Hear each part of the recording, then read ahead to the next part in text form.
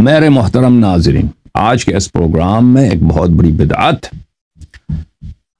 اور وہ ہے سیدانی کے نکاح کے متعلق یہ اس پروپیگنڈے کا ابطال کہ سیدانی کی نکاح غیر سید سے نہیں ہو سکتی اور یہ حرام ہے۔ اس کے متعلق آپ سے مزید گفتگو کریں گے اور ذاکرین حضرات کے اباطیل کو مزید باطل کریں گے اور حق کی مزید تحقیق کریں گے انشاءاللہ تبارک و تعالی۔ اس سے پہلے کہ میں تاج الدین حیدری صاحب کے کتاب کی طرف جاؤں اور ان کے دلائل کا ذکر کروں، ایک بات آپ کی خدمت میں دہرانا چاہتا ہوں اور اس کو بتانا چاہتا ہوں کہ میرے محترم ناظرین دیکھیں، جس آیے وافی الہدایہ کا میں نے قرآن مجید فرقان حمید سے تلاوت کی ہے وہ سورہ مبارکہ نحل میں ہے۔ میں قرآن ذرا لے کے آؤں ایک منٹ، سورہ مبارکہ نحل میں سے ہے۔ سورہ نحل میں اللہ تعالیٰ کا ارشاد ہے میرے محترم ناظرین، اور یہ میں نصیحت کے طور پہ کہتا ہوں، جو لوگ جنتی بننا چاہتے ہیں، نجات حاصل کرنا چاہتے ہیں، جو لوگ جہنم سے نکلنا چاہتے ہیں اور ہدایت کے راستے پہ آنا چاہتے ہیں، وہ ہمارے اور آپ کے درمیان کوئی اور راستہ نہیں ہے سوائے قرآن و اطاعت علیہم الصلاۃ والسلام کی اتباع کا۔ دیکھیں فرقان حمید میں سورہ مبارکہ نحل میں اللہ رب العزت کا ارشاد ہے وَلَا تَقُولُوا لِمَا تَصِفُ أَلْسِنَتُكُمُ الْكَذِبَ، اے مسلمانوں تمہارے منہ سے جو جھوٹی باتیں نکل رہی ہیں، جو اغلاط آپ کے منہ سے نکل رہے ہیں، هذا حلال وهذا حرام، یہ حلال ہے یہ حرام، یہ حلال یہ حرام ہے، اس طرح نہ جھوٹی بات تمہارے منہ سے نکل رہا ہے اور اس کو کہہ رہے ہو کہ، اور وہ بھی کس شرعی مسائل میں، حلال و حرام کے مسائل میں، یہ بند کر دو۔ یہ آپ اپنے سے حلال نہ کریں، اپنے سے حرام نہ کریں، آپ تابع ہو جائیں، تسلیم ہو جائیں ثقلین کے، قرآن و اطرت کے۔ لِتَفْتَرُوا عَلَى اللَّهِ الْكَذِبَ، کہ تم اللہ تعالیٰ پہ افتراء کرتے ہو۔ او عزیزو سن لو، میں اپنے سادہ شیعہ بھائیوں سے کہتا ہوں، ادھر بیٹھ کے انٹرنیٹ پہ لکھتے ہو کہ سیدانی کا نکاح حرام ہے، تم نے اگر چیٹ میں یہ لکھ دیا، تم نے اگر کامنٹ میں یہ لکھ دیا، یا تم نے کہیں یہ بول دیا، تو یاد رکھو یہ کفر باللہ ہے، یہ اللہ تعالیٰ پہ افتراء ہے، یہ جہنم میں خلود کا سبب ہے، یہ کوئی چھوٹی بات نہیں ہے۔ میں آپ کو بتا دوں گا ابھی انشاءاللہ، میں روایات بتاؤں گا کہ جو لوگ اپنے سے حلال کو حرام، حرام کو حلال بناتے ہیں، پتہ ہے نہیں، قرآن پڑھ نہیں سکتے۔ ذاکرین کی خدمت میں بھی عرض کرتا ہوں، اکثر ذاکرین تو وہ تو اسلام کے راستے سے نکل چکے ہیں، ان کا اسلام سے کیا تعلق ہے؟ ذاکرین کا عقیدہ ان کا خراب، وہ دنیا کا بدترین کافر کیا ہوتا ہے میرے عزیزوں؟ دنیا کے بدترین کافر غالی ہوتا ہے، اور آپ کے ذاکرین میں سمجھتا ہوں کہ اکثر ان کے غالی ہیں۔ اچھا، اگر ان میں سے کوئی ہے جو اپنا عقیدہ صحیح کرنا چاہتا ہے، جہنم نہیں جانا چاہتا، تو سن لو، اپنے سے نہ بولو حرام ہے، اپنے سے نہ بولو حرام ہے، اس لیے کہ تم نے ایک بدعت بنائی، اب اس بدعت پہ ضد کرنا چاہتے ہو، تمہارے انا کا مسئلہ ہے، تمہارے تعصبات کا مسئلہ ہے۔ لِتَفْتَرُوا عَلَى اللَّهِ الْكَذِبَ إِنَّ الَّذِينَ يَفْتَرُونَ عَلَى اللَّهِ الْكَذِبَ لَا يُفْلِحُونَ، جو لوگ اللہ پہ جھوٹ، یعنی آپ شریعت میں جب جھوٹ باندھتے ہو نا، یہ اللہ پہ جھوٹ باندھنا ہے۔ جب تم کہتے ہیں یہ حرام ہے، اس کا کیا مطلب ہے؟ یعنی اللہ تعالیٰ نے فرمایا کہ یہ منع ہے، تو یہ اللہ پہ افتراء ہے، اور جو اللہ پہ افتراء باندھتا ہے وہ اس کی فلاح نہیں ہے، اس کی رستگاری نہیں ہے۔ متاع قلیل ولہم عذاب علیم، دنیا میں تھوڑی سے آپ کو مہلت ملے گی، اور اس کے بعد کیا؟ اس کے بعد دردناک عذاب ہے، دردناک عذاب ہے۔ محترم ناظرین ملاحظہ فرمائیے، یہ آپ کی خدمت میں کچھ روایات احادیث اہل بیت ابرار علیہم الصلاۃ والسلام کے لسان اقدس سے، کتاب ہے معانی الاخبار، شیخ صدوق رحمۃ اللہ علیہ کی، یہاں پر صفحہ نمبر 154 میں، یہ کون سی کتاب ہے بھائی؟ ایک منٹ، یہ صحیح ہے لیکن میں یہ اس حدیث کو نہیں پیش کرنا چاہ رہا تھا، ایک منٹ۔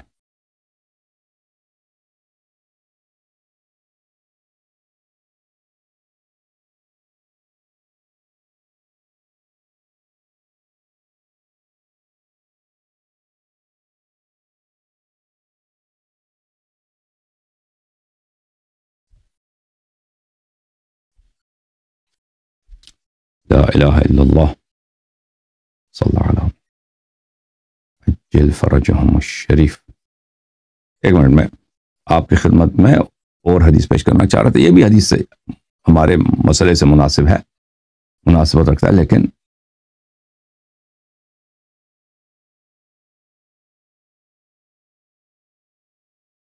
معاف کیجیے گا.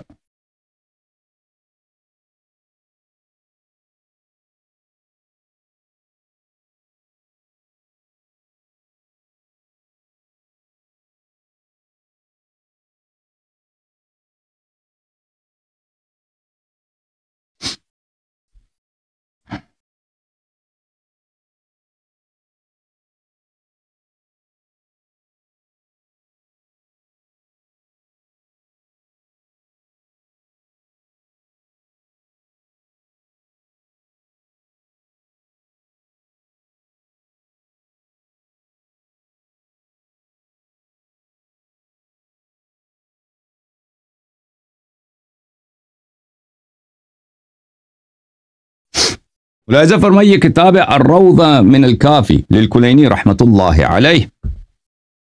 اس کتاب روضہ جو کافی میں جلد نمبر 8 ہے، اس میں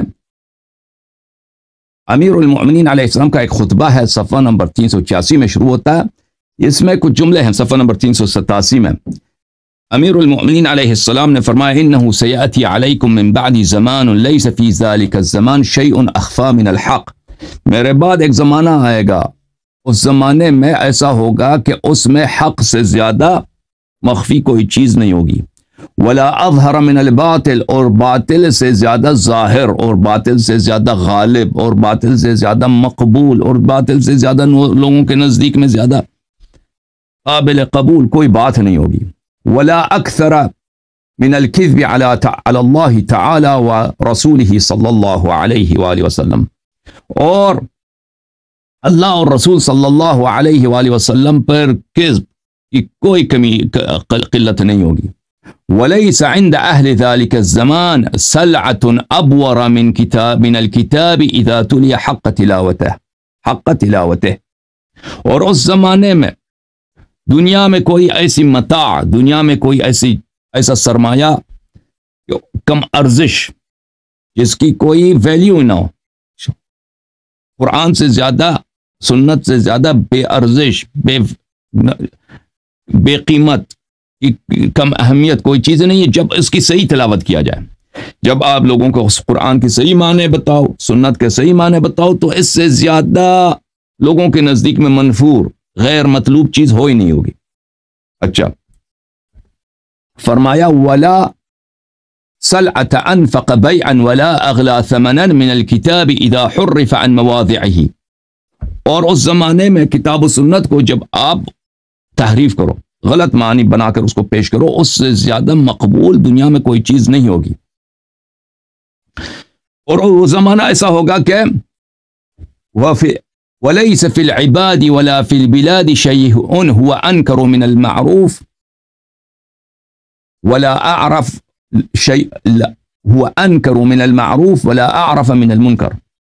اس زمانے میں لوگوں میں آپ دیکھیں گے تو منکر کو سب سے زیادہ وہ معروف سمجھیں گے، اچھی بات سمجھ جائیں گے، اور معروف کو سب سے زیادہ اس سے دشمنی کریں گے. اچھا، ملاحظہ فرمائیے میرے محترم ناظرین، کتاب شریف اصول کافی جلد نمبر 1، یہاں پر کتاب فضل العلم میں حدیث نمبر 10، یہاں پر حدیث ہے حضرت امام جعفر صادق علیہ السلام سے کہ اگر آپ کے درمیان اختلاف پیدا ہو جائے تو آپ کس کے پاس جائیں؟ جیسا ابھی اختلاف ہے شیعوں کے درمیان، مثلا کچھ شیعوں کے درمیان کہ سیدانی کی نکاح جائز ہے یا نہیں، یہ غیر سید سے، کس کی طرف جائیں؟ آپ جائیں راوی حدیث کی طرف، راوی حدیث کی طرف جائیں. راوی حدیث کون ہے؟ ممن کان منکم ممن قد روا حدیثنا ونظر فی حلالنا وحرامنا وعرف احکامنا فلیرضوا به حکما. اس راوی حدیث کی طرف چلے جائیں، اس کے پاس چلے جائیں جو ہمارے روایات کو جانتا ہے، جو ہمارے حلال و حرام کو جانتے ہیں، اور ہمارے فیصلوں، احکام یعنی ہمارے فیصلوں کو جانتے ہیں. فَلْيَرْضَوْا بِهِ حَكَمًا، اس کو ہماری طرف سے اہل بیت علیہ السلام کی جانب سے حکم مان لو، جج مان لو کہ ہمارے درمیان یہ مسئلے میں اختلاف ہے، آپ فیصلہ سنائیں راوی حدیث کے پاس. فَإِنِّي قَدْ جَعَلْتُ عَلَيْكُمْ حَاكِمًا، میں نے اس کو آپ پر قاضی بنایا ہے، جج بنایا کہ وہ آپ کے درمیان اختلافات میں فیصلے سنا دے. کس کی بات ہو رہی ہے؟ راوی حدیث کی بات ہو رہی ہے. فَإِذَا حَكَمَ بِحُكْمِنَا فَلَمْ يَقْبَلْهُ مِنْهُ فَإِنَّمَا اسْتَخَفَّ بِحُكْمِ اللَّهِ۔ اب سن لو غالی حضرات، سن لیں، جو شیعوں کو پرواہ نہیں ہے حلال و حرام کی، اور بھائی تمہیں کیا ضرورت ہے، تم کہتے ہو یہ نکاح حرام ہے، تم پہ وہی نازل ہوئی ہے، روایات سب کہہ رہے ہیں کہ جائز ہے، تم بلا دلیل کو اس کو حرام قرار دے رہے ہو۔ اب سن لو کہ یہ کفر ہے۔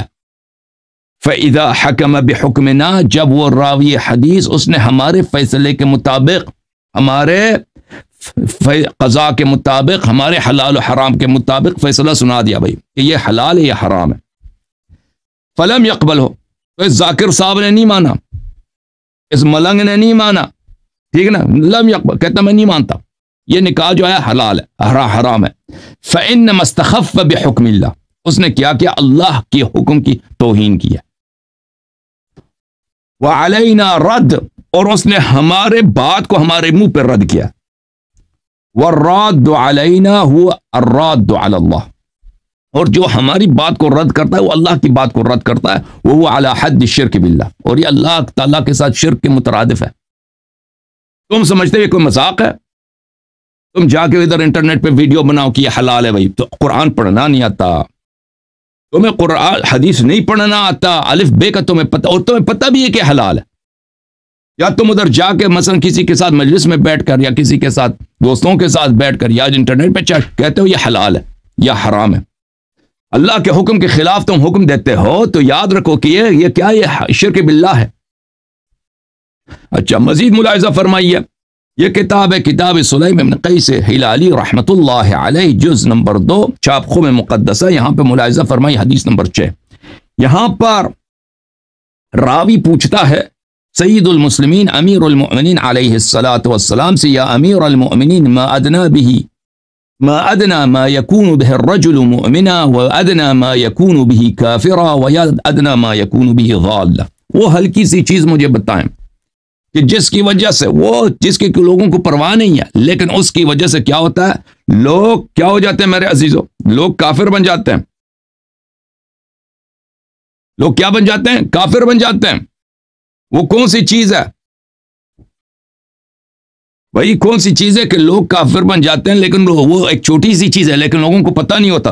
اچھی طرح سے سن لیں کہ سید المسلمین امیر المؤمنین علیہ السلام نے کیا فرمایا، اب تمہاری عمر بوڑھے ہو گئے بہت سارے، تم لوگ 60-70 سال تمہاری عمر ہے، پرواہ نہیں ہے قبر کی، دنیا سے کافر جاؤ، جہنم چلے جاؤ سیدھا۔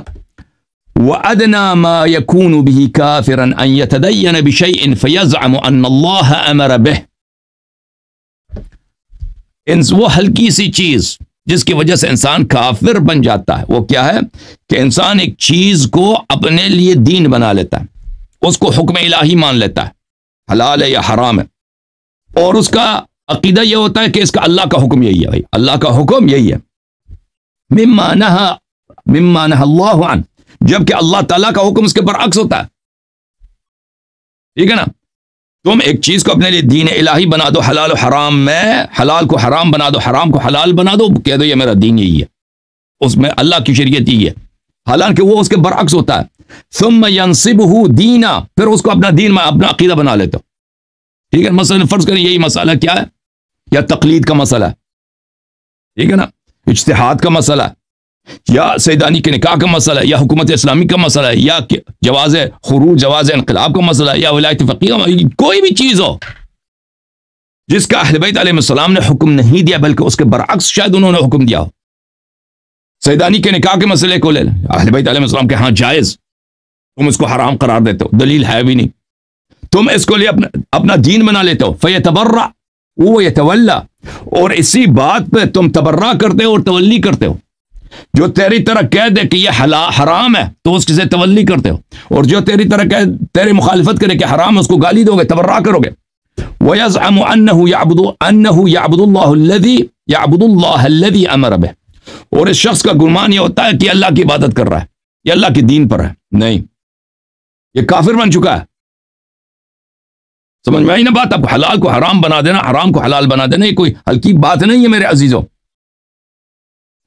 یہ کتاب ہے اصول کافی، جز نمبر 1، جز نمبر 2، کلینی صاحب کی کتاب الشرک میں ملاحظہ فرمائیے کہ انس معاف کیجیے گا، ابو العباس روایت کرتے ہیں حضرت امام جعفر صادق علیہ السلام سے، ما ادنا ما یکون بہ الانسان مشرکا، مولا بتائیے وہ کیا چیز ہے، ادنی ادنا سا چیز، ہلکا سا چیز، خفیف سا چیز جس کی وجہ سے انسان کافر بن جاتا ہے. قال من ابتدع رأیا فاحب علیہ او ابغض علیہ، جو کوئی بدعت نکال لیتا ہے پھر اسی کے بنا پر تولا تبرہ کر لیتا ہے، اس کو دین بنا لیتا ہے، تولا اور تبرہ کر لیتا ہے. اب سیدانی کے نکاح کو لے لینا، حرمت کی کوئی دلیل تو ہے نہیں، حلیت کی دلیل بے شمار، ابواب برے پڑے کتاب فروع کافی میں، کتاب تہذیب میں، کتاب من لا یحذر الفقیہ میں، سنت کے خلاف، اہل بیت علیہم الصلوۃ والسلام کے فرمان، قرآن، نص قرآن کے خلاف.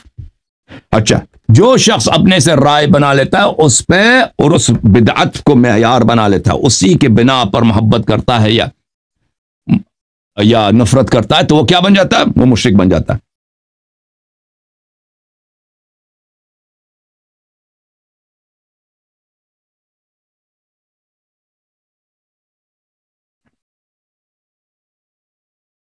پھر اسی کتاب کافی میں شریف میں صفحہ نمبر 389 میں باب وجوہ الکفر ہے.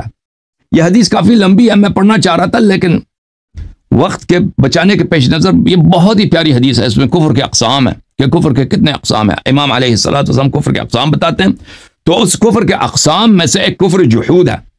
کفر جحود ہے. کفر جحود یہ ہے کہ انسان یجحد الجاحد وهو يعلم انه حق، انسان کسی بات کا انکار کرے لیکن اس کو پتہ ہے کہ یہ حق ہے. یہ اس کو کیا کہتے ہیں؟ کفر جحود کہتے ہیں. انسان کو، آپ کو پتہ چل گیا کہ اب یہ اس کی حرمت پہ کوئی دلیل نہیں ہے، یہ حلال، اس کی حلیت پہ دلیل ہے، آپ آ کے انکار کرو زبردستی تعصب میں، یہ کفر ہے. وَهُوَ قَدْ اسْتَقَرَّ عِنْدَهُ، وہ اس کو پتہ ہے کہ یہ جائز ہے. قال اللہ تعالی وَجَحَدُوا بِهَا وَاسْتَيْقَنَتْهَا أَنفُسُهُمْ ظُلْمًا وَعُلُوًّا. اچھا، اور اس میں وجہ رابع جو ہے، وجہ رابع جو کفر میں سے کیا ہے؟ ترک ما امر اللہ عز وجل بہ، کہ انسان اللہ تعالیٰ کے اوامر کو چھوڑ دے. اب اس کی تفصیل ہے، اس میں کچھ آیات امام علیہ السلام نے بیان کی ہے، اب اس کو ہم بیان نہیں کرتے کیونکہ اس میں بہت ٹائم لگے گا.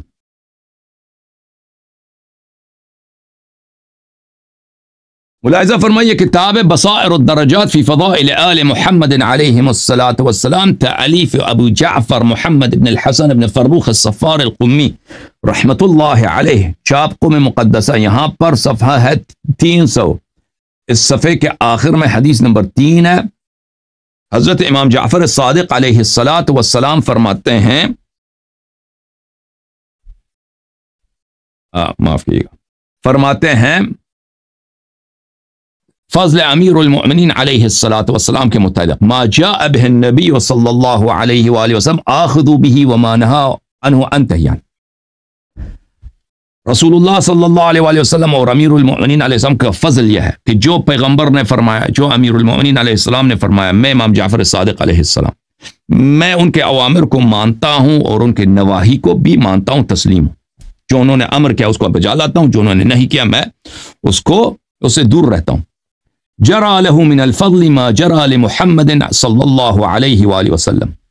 امیر المؤمنین علیہ السلام کی وہی فضیلت ہے جو رسول پاک صلی اللہ علیہ وسلم کی فضیلت ہے، جو وجوب طاعت ہے، جو علم ہے، جو عصمت ہے، جو فضائل نفسانیہ ہے، وہ سب جو رسول اللہ صلی اللہ علیہ وسلم کی وجوب طاعت، وجوب ایمان ہے، وہ امیر المؤمنین علیہ السلام کے لیے ثابت ہے اور ائمہ علیہ السلام کے لیے بھی ثابت ہے. ولمحمد صلی اللہ علیہ وآلہ وسلم الفضل على جميع من خلقه اللہ، اور رسول اللہ صلی اللہ علیہ وسلم سب مخلوقات پہ افضل ہے، تو امیر المؤمنین علیہ السلام بھی سب مخلوقات پہ افضل. المتعقب علیہ فی شیء من احکامہ کالمتعقب علی اللہ وعلی رسولہ صلی اللہ علیہ وآلہ. جو شخص امیر المؤمنین علیہ الصلاۃ والسلام کے کسی ایک بات کو رد کرے، وہ اس طرح ہے کہ اس نے رسول اللہ صلی اللہ علیہ وآلہ وسلم کی بات کو رد کیا، اللہ کی بات کو رد کیا. التعقیب علی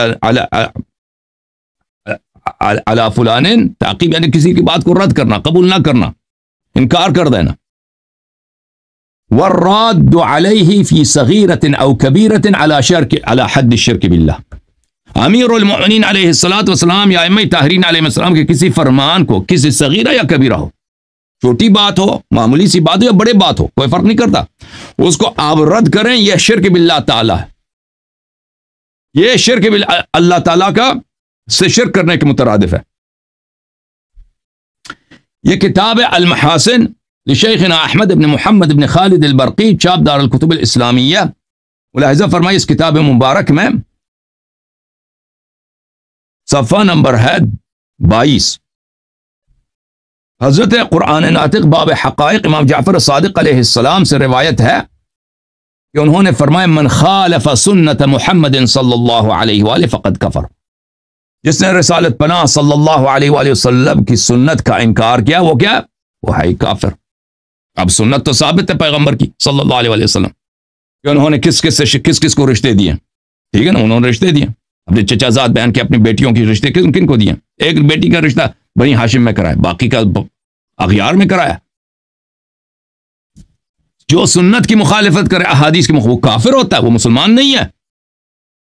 قال رسول اللہ صلی اللہ علیہ وآلہ من تمسک بسنتی فی اختلاف امتی کان له اجر 100 شہید، کان له اجر 100 شہید، جو میرے سنت کی اتباع کرے، جب میرے امت میں اختلاف پیدا ہو تو میری سنت کی اتباع کرے، یا میرے اہل بیت علیہ السلام کی سنت، بات ایک ہی ہے، اس کے لیے 100 شہید کا کیا ہے؟ کا ثواب ہے۔ اچھا، جب یہ پتا چلا میرے محترم ناظرین،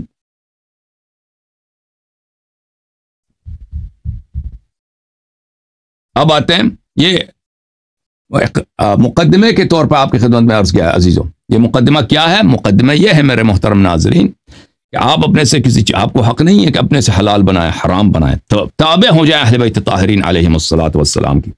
اچھا، جماعت ذاکرین کے پاس، ان کے پاس جو سب سے اہم استدلال ہے سیدانی کے نکاح کی حرمت پر، وہی ہے جو تاج الدین حیدری کی کتاب ہے، یہ الرحمت المہدات فی عظمت السادات، جو تاج الدین حیدری صاحب نے چھپوایا۔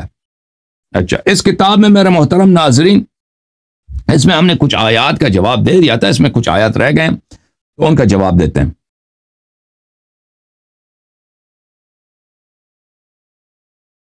یہاں پہنچ گئے تھے میرے محترم ناظرین، اعوذ باللہ من الشیطان الرجیم، بسم اللہ الرحمن الرحیم، قل لا اسألکم علیہ اجرا الا المودۃ فی القربہ۔ یہاں پر تاج الدین حیدری صاحب کیا کہتے ہیں؟ اے رسول صلی اللہ علیہ وسلم، تم کہہ دو کہ میں اس تبلیغ رسالت کا تم سے صلہ نہیں مانگتا سوائے اپنے خاص قرابت داروں کی محبت کی۔ اس میں شک نہیں ہے کہ تمام سادات رسول کریم صلی اللہ علیہ وسلم کے قرابت دار ہیں، ان کی محبت واجب ہے۔ دیکھیں، یہ بھی آیہ کی تحریف ہے، آیہ کی تعریف سے دیکھیں میرے محترم ناظرین، اگر جہاں محبت کی بات ہے نا، محبت کی بات، جتنا تاکید اہل بیت علیہ الصلوۃ والسلام کی شیعوں سے محبت کی ہے، اتنی تاکید سادات سے محبت کی نہیں ہے۔ لیکن یہ آیت کا مطلب کیا ہے؟ یہ آیت واقعی نہیں کہتا ہے کہ سب رسول پاک صلی اللہ علیہ وسلم کے جتنے رشتہ دار ہیں ان سے محبت کیا جائے۔ یہ ایک جماعت عمریہ کی تفسیر ہے۔ جماعت عمریہ قربا سے کیا مراد لیتے ہیں؟ رشتہ دار مراد، اس میں پورے قریش بھی آ جاتے ہیں، اس میں بنی عباس سب کو وہ داخل کر لیتے ہیں۔ اس قربا سے کیا مراد ہے؟ کیا اس قربا سے پوری نسل رسول، صرف نسل رسول صلی اللہ علیہ وسلم مراد ہے، یا سب رشتہ دار مراد؟ یہ شخص جو ہے تاج حیدری صاحب یہاں پہ جماعت عمریہ کی تفصیل لے کے آئے کہ رشتہ دار مراد ہیں، قرابت دار مراد ہیں، اس میں تو قریش، پورے قریش بہت رشتہ دار ہیں۔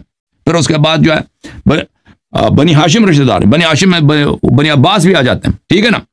حالانکہ اہل بیت علیہم الصلوۃ والسلام نے اپنے احادیث میں اس آیہ وافی الہدایہ کی جو تفسیر کی ہے، جو اجر رسالت ہے، وہ محبت ائمہ اطہار علیہم السلام ہے۔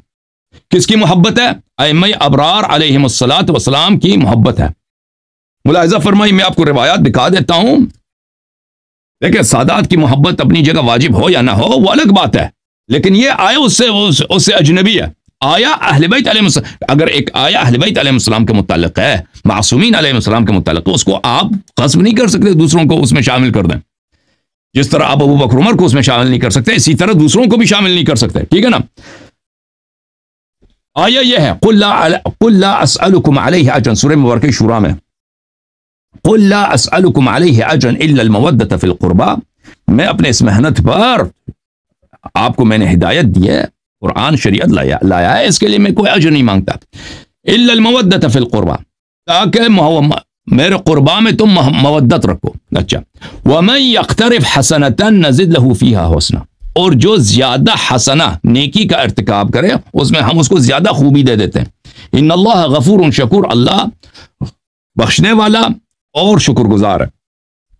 اچھا میرے محترم ناظرین ملاحظہ فرمائیے کہ اس آیت سے مراد کون ہے. یہ الاصول من الکافی للکلینی رحمۃ اللہ علیہ, چاپ دار الکتب الاسلامیہ ہے. یہاں پہ ملاحظہ فرمائیے صفحہ ہے 413. حضرت قرآن ناطق حضرت امام باقر علوم الرحمن علیہ الصلاۃ والسلام سے روایت ہے. عبداللہ ابن عجلان کہتا ہے کہ میں نے حضرت قرآن ناطق امام باقر علوم الرحمن علیہ السلام سے دریافت کی, قل لا اسألکم علیہ اجرا الا المودۃ فی القربى. کون ہے اس میں, یہ کون ہے؟ قال هم الائمہ علیہم السلام, یہ ائمہ اطہار علیہم السلام ہے, یہ سب نہیں ہے. امام محمد باقر علیہ السلام کے زمانے میں سادات بہت زیادہ تھے, اور اس زمانے میں بہت سارے سادات منحرف تھے. آپ کو پتہ ہے, جیسے میں نے آپ کو بتایا تاریخ بن الحسن وغیرہ کہ امامت کے ادعا کرنے لگے تھے. اچھا یہ کتاب الروضہ من الکافی للکلینی رحمۃ اللہ علیہ, جلد نمبر 8. یہاں پہ ملاحظہ فرمائیے, ہم آپ کو لے کے چلیں گے صفحہ نمبر 93 میں. یہاں پر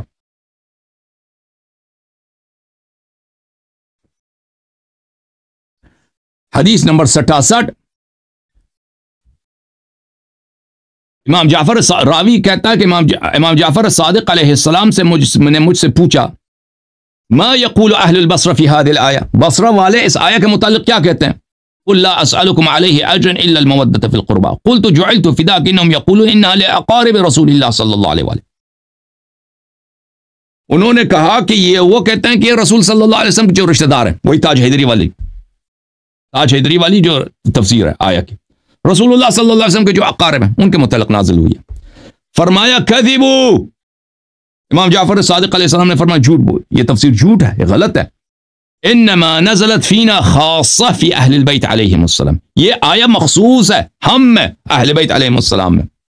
فی علی و فاطمہ والحسن والحسین اصحاب الکساء, ہم اہل بیت علیہم السلام میں, ائمہ اطہار علیہم السلام میں, فاطمہ سلام اللہ علیہا امیر المؤمنین, حسن حسین اصحاب الکساء سلام اللہ علیہم اجمعین.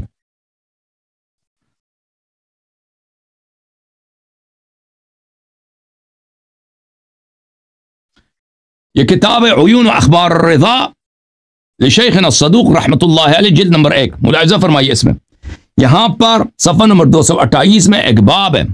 امام رضا علیہ السلام نے ایک مجلس میں مامون سے بات کیا تھا, فرمایا تھا کہ امت میں اور عطرت میں اور امت میں کیا فرق ہے. اچھا وہاں پر آیہ جو آیہ نمبر 6 ہے اس کے متعلق امام رضا علیہ السلام فرماتے ہیں والآیہ السادسہ, جو اہل بیت علیہ السلام کی فضیلت امت پر, وہ یہ ہے قل لا اسألکم علیہ اجرا الا المودۃ فی القربى وهذه خصوصیۃ للنبی صلی اللہ علیہ وآلہ الى یوم القیامہ وخصوصیۃ للآل دون غیرہم. یہ مخصوص جو ہے کہ محبت واجب ہے اجر رسالت کے طور پر, یہ نبی صلی اللہ علیہ وآلہ وسلم اور اہل بیت علیہ السلام کے لیے, امت کے لیے نہیں. اچھا پھر امام علیہ السلام اگلے صفحے میں فرماتے ہیں وقول اللہ عز وجل لنبی صلی اللہ علیہ وآلہ, یہ اللہ نے جو اپنے حبیب صلی اللہ علیہ وسلم سے فرمایا لا اسألکم علیہ اجرا الا المودۃ فی القربى, میرے قربا سے ہر حالت میں, شب و روز میں, ہر حالت میں, وہ جس حالت میں بھی ان سے محبت کرو, جس حالت میں بھی, جس عمل میں بھی ان سے محبت کرو.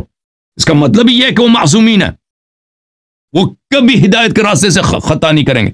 کیونکہ جب انسان منحرف ہو جاتا ہے یا کافر ہو جاتا ہے یا عقیدہ اس کا غلط ہو جاتا ہے یا غلط راستے, اس سے آپ محبت نہیں کر سکتے, محبت نہیں کر سکتے. فرمایا وَلَمْ يَفْرِضُ اللَّهُ تَعَالَى مَوَدَّتَهُمْ إِلَّا وَقَدْ عَلِمَ أَنَّهُمْ لَا يَرْتَدُّونَ عَنِ الدِّينِ أَبَدًا وَلَا يَرْجَعُونَ إِلَى ضَلَالٍ أَبَدًا. اللہ تعالیٰ نے ائمہ ابرار علیہم السلام سے محبت ہر حال میں واجب کیا ہے, شب و روز محبت واجب کیا ہے, زندگی کے ابتدا سے موت تک محبت واجب فرمایا ہے. وہ جو بھی عمل لائیں پھر بھی ان سے محبت واجب, اس لیے کہ اللہ کو پتہ ہے کہ یہ کبھی گمراہ نہیں ہوں گے, یہ کبھی غلط راستے پہ نہیں جائیں گے, یہ کبھی گناہ کی طرف نہیں جائیں گے, یہ کبھی کفر کا مرتکب نہیں ہوں گے. ابھی ہمیں پتہ کہ سادات تو کافر ہو جاتے ہیں, ہمیں سادات جو ابھی عمری بن چکے ہیں وہابی بن چکے ہیں, جد اندر جد سے وہابی ہیں, بہت سارے سادات ہیں دنیا میں, جد اندر جد سے. یہ تو پاکستان میں بہت سارے ہیں, کہتا رضوی ہے, فلانی ہے, وہ اس کا باپ بھی وہابی, اس کا دادا بھی وہابی, بہت سارے ہیں.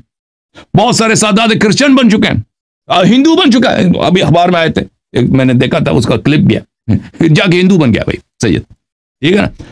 تو اور پھر منحرف تو الا ماشاء اللہ کہ صوفی وغیرہ وہ غالی، یہ تو کوئی کمی تو نہیں ہے نا، ٹھیک ہے نا؟ تو یہ وہ امام رضا علیہ السلام فرماتے ہیں کہ یہ محبت اس لیے واجب فرمایا کہ یہ کبھی منحرف نہیں ہوتے۔ تو یہ کون ہے؟ یہ پورے سادات ہیں یا صرف ائمہ ابرار علیہم السلام ہے؟ ملاحظہ فرمائیے میرے محترم ناظرین، یہ کتاب المحاسن ہے، شیخ احمد ابن محمد ابن خالد برقی رحمۃ اللہ علیہ کی، یہ کلینی سے بھی پہلے عالم ہے۔ ملاحظہ فرمائیے یہ صفحہ نمبر 145 ہے، حدیث نمبر 48 ہے۔ حضرت قرآن ناطق امام باقر علوم الرحمن علیہ السلام نے سے میں نے پوچھا اس آیت کے متعلق، قل لا اسألکم علیہ اجرا الا المودۃ فی القربى قال هم الائمہ، یہ ائمہ اطہار علیہم السلام الذین لا یاکلون الصدقہ ولا تحل لهم، یہ ائمہ علیہم السلام وہ ہیں جو صدقہ نہیں کھاتے اور صدقہ ان کے لیے حرام ہے۔ صدقے کے متعلق جو ہے نا اس میں مختلف روایات ہیں، میں نے آپ کو بتایا تھا ایک روایت جو مشہور ہے کہ جتنے اقارب نبی صلی اللہ علیہ وسلم، اس میں بنی عباس بھی آ جاتے ہیں، اس پہ صدقہ حرام ہے۔ یہ شیعوں کے بھی مشہور حدیث ہے، جماعت عمریہ کا قول یہی ہے، ٹھیک ہے نا؟ یہ شیعہ اور عمریہ اس مسئلے پہ متفق ہیں، اس مسئلے پر شیعوں کے پاس پھر انفراد ہے، منفرد ہے کہ یہ صرف ائمہ طاہرین علیہ السلام پہ حرام ہے صدقہ، بلکہ سادات پہ حرام نہیں ہے۔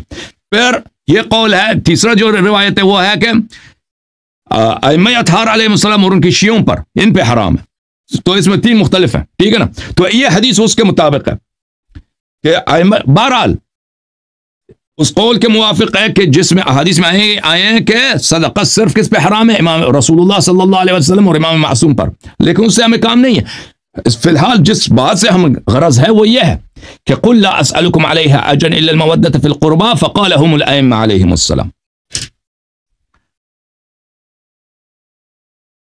ٹھیک ہے نا؟ اچھا، جب یہ پتہ چلا میرے محترم ناظرین اس آیت کے متعلق، تو واپس آتے ہیں تاج حیدری کے کتاب کی طرف۔ تاج حیدری کیا کہتا ہے؟ قل لا اسألکم علیہ اجرا الا المودۃ فی القربى، اس کو اس نے لا کے پورے سادات شیعہ عمری وہابی جتنے سادات ہیں ان سے لگا دی اس شخص نے۔ یہ جہالت ہے کہ نہیں بھائی ذاکرین کی، کہ تم نے سب رسول اللہ صلی اللہ علیہ وسلم کے رشتہ داروں سے تم نے لگا دی، حالانکہ یہ مخصوص ہے کس کے لیے؟ ائمہ ابرار علیہم الصلاۃ والسلام سے۔ اچھا، اس کے بعد وہ اس آیت سے استدلال کرتا ہے، واللتی تخافون نشوزہن فعظوہن واہجروہن فی المضاجع واضربوہن، وہ عورتیں جن کے سرکش ہونے کا تمہیں اندیشہ ہو تو پہلے انہیں سمجھاؤ، اس پر نہ مانے تو ان کے ساتھ سونا چھوڑ دو، اس پر نہ مانے تو انہیں مارو۔ اگر غیر سید اللہ نہ کرے کسی سید زادی سے نکاح کرے تو اسے نافرمانی کے صورت میں مارے گا۔ ایک طرف سادات سے محبت کا حکم ہے، ایک طرف قرآنی حکم مارنے کا ہے۔ اس صورت میں قرآنی آیات میں تضاد لازم آتا ہے، لہٰذا سید زادی کا نکاح غیر سید سے کسی بھی صورت میں جائز نہیں ہو سکتا۔ اس کو کیا کہتے ہیں؟ قیاس، اس کو کہتے ہیں قیاس، اپنے سے دین اسلام میں داخل کر دینا۔ تیرے پاس حدیث ہے تو لے کے آؤ نا، کوئی قرآن کی آیت ہے کہ سید زادی سے نکاح نہیں ہو سکتا؟ یہ تو تم نے اپنے اجتہاد سے بنا دی نا، اپنے اجتہاد سے بنا دی۔ مولوی صاحب تاج الدین حیدری صاحب آپ نے بنا دی۔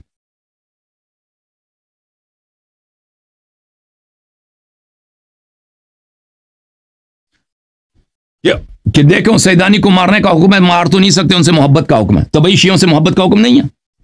اور بھائی شیعوں سے محبت کا حکم نہیں ہے؟ پہلی بات تو رد یہ ہے تاج حیدری کا کہ شیعوں سے بھی محبت کا بڑا حکم ہے، بلکہ سادات سے زیادہ۔ اگر آپ اس بات کو دیکھیں نا روایات میں کہ سادات کی جو ملاک ہے، سیادت کی جو ملاک ہے اور تشیع کی جو ملاک ہے، ان دونوں میں آپ تقارن کریں کہ کون سا سبب محبت ہے زیادہ ہے احادیث؟ بلا شک بلا ریب، بلا شک تشیع ولایت۔ تو پھر تو کسی بھی شیعہ عورت سے شادی نہیں ہو سکتی، کیونکہ شیعوں سے محبت کا حکم ہے نا، شیعوں سے نفرت کا حکم ہے یا محبت کا حکم ہے؟ آپ خود کہتے ہو نا، سب شیعہ کہتے ہو کیا کہ فروع دین 10 ہے، اس میں کیا تولا تبرہ ہے؟ تولا کا کیا مطلب ہے؟ اہل بیت علیہ السلام سے محبت اور ان کے دوستوں سے محبت، ان کے شیعوں سے محبت ہے کہ نہیں بھائی؟ شیعوں سے محبت ہے حکم الہی ہے کہ نہیں ہے؟ محبت حکم الہی ہے، ٹھیک ہے نا؟ تو پھر کسی شیعہ عورت سے شادی نہیں کر سکتے نا۔ تاج الدین حیدری اس کا کیا کرو گے؟ کیونکہ کسی بھی شیعہ عورت سے اگر اس نے نشوز کیا، اس نے بات نہیں مانا، تو اس کو مارنے کا حکم ہے اور پھر حکم الہی میں تضاد آ جائے گا کہ مارو بھی اور محبت بھی کرو۔ بہرحال آیا یہ ہے میرے محترم ناظرین، بسم اللہ الرحمن الرحیم، واللتی سورہ مبارکہ نساء میں آیہ نمبر 24 ہے، واللتی تخافون نشوزہن، نشوز بولتے ہیں لغت میں، نشوز فانظر الى العظام کیف ننشزها ونکسوها لحما، قرآن مجید میں کہ حضرت عزیر سے خطاب ہوا کہ اپنے اس کا گدا تھا نا، گدا مر گیا تو اس کا ہڈی آ گئے تھے، ہڈی بکھرے ہوئے تھے، دیکھو ہڈیوں کی طرف کیسے ہم اس کو اٹھاتے ہیں، ہڈیوں کو اللہ تعالیٰ نے اٹھا دیا، اس کا ترکیب بنا دیا، پھر اس پہ گوشت و پوست، اس پہ چمڑا اور گوشت اللہ تعالیٰ نے ڈالا، گدا زندہ بن گیا۔ نشوز بولتے ہیں اونچا ہو جانے کو، اور عورت کا نشوز یہ ہے، مرد کا بھی نشوز ہے، مرد بھی ناشز ہو سکتا ہے، عورت بھی ناشز شادی میں، مرد کا نشوز یہ ہے کہ عورت کے ساتھ بولے میں تمہیں طلاق دے دیتا ہوں، مجھے تیری ضرورت ہی نہیں ہے، یہ نشوز ہے۔ عورت کا نشوز یہ ہے کہ بھائی شوہر سے وہ نفرت کرنے لگے، عورت جو ہے نا وہ اگر کسی بیوی کو اپنے شوہر سے نفرت ہو جاتا ہے، بھائی اس کے ساتھ سونا نہیں چاہتی، اس کے ساتھ زندگی نہیں گزارنا چاہتی، تو اس کو نشوز کہتے ہیں، کیونکہ وہ اپنے آپ کو بلندتر سمجھتی ہے شوہر سے۔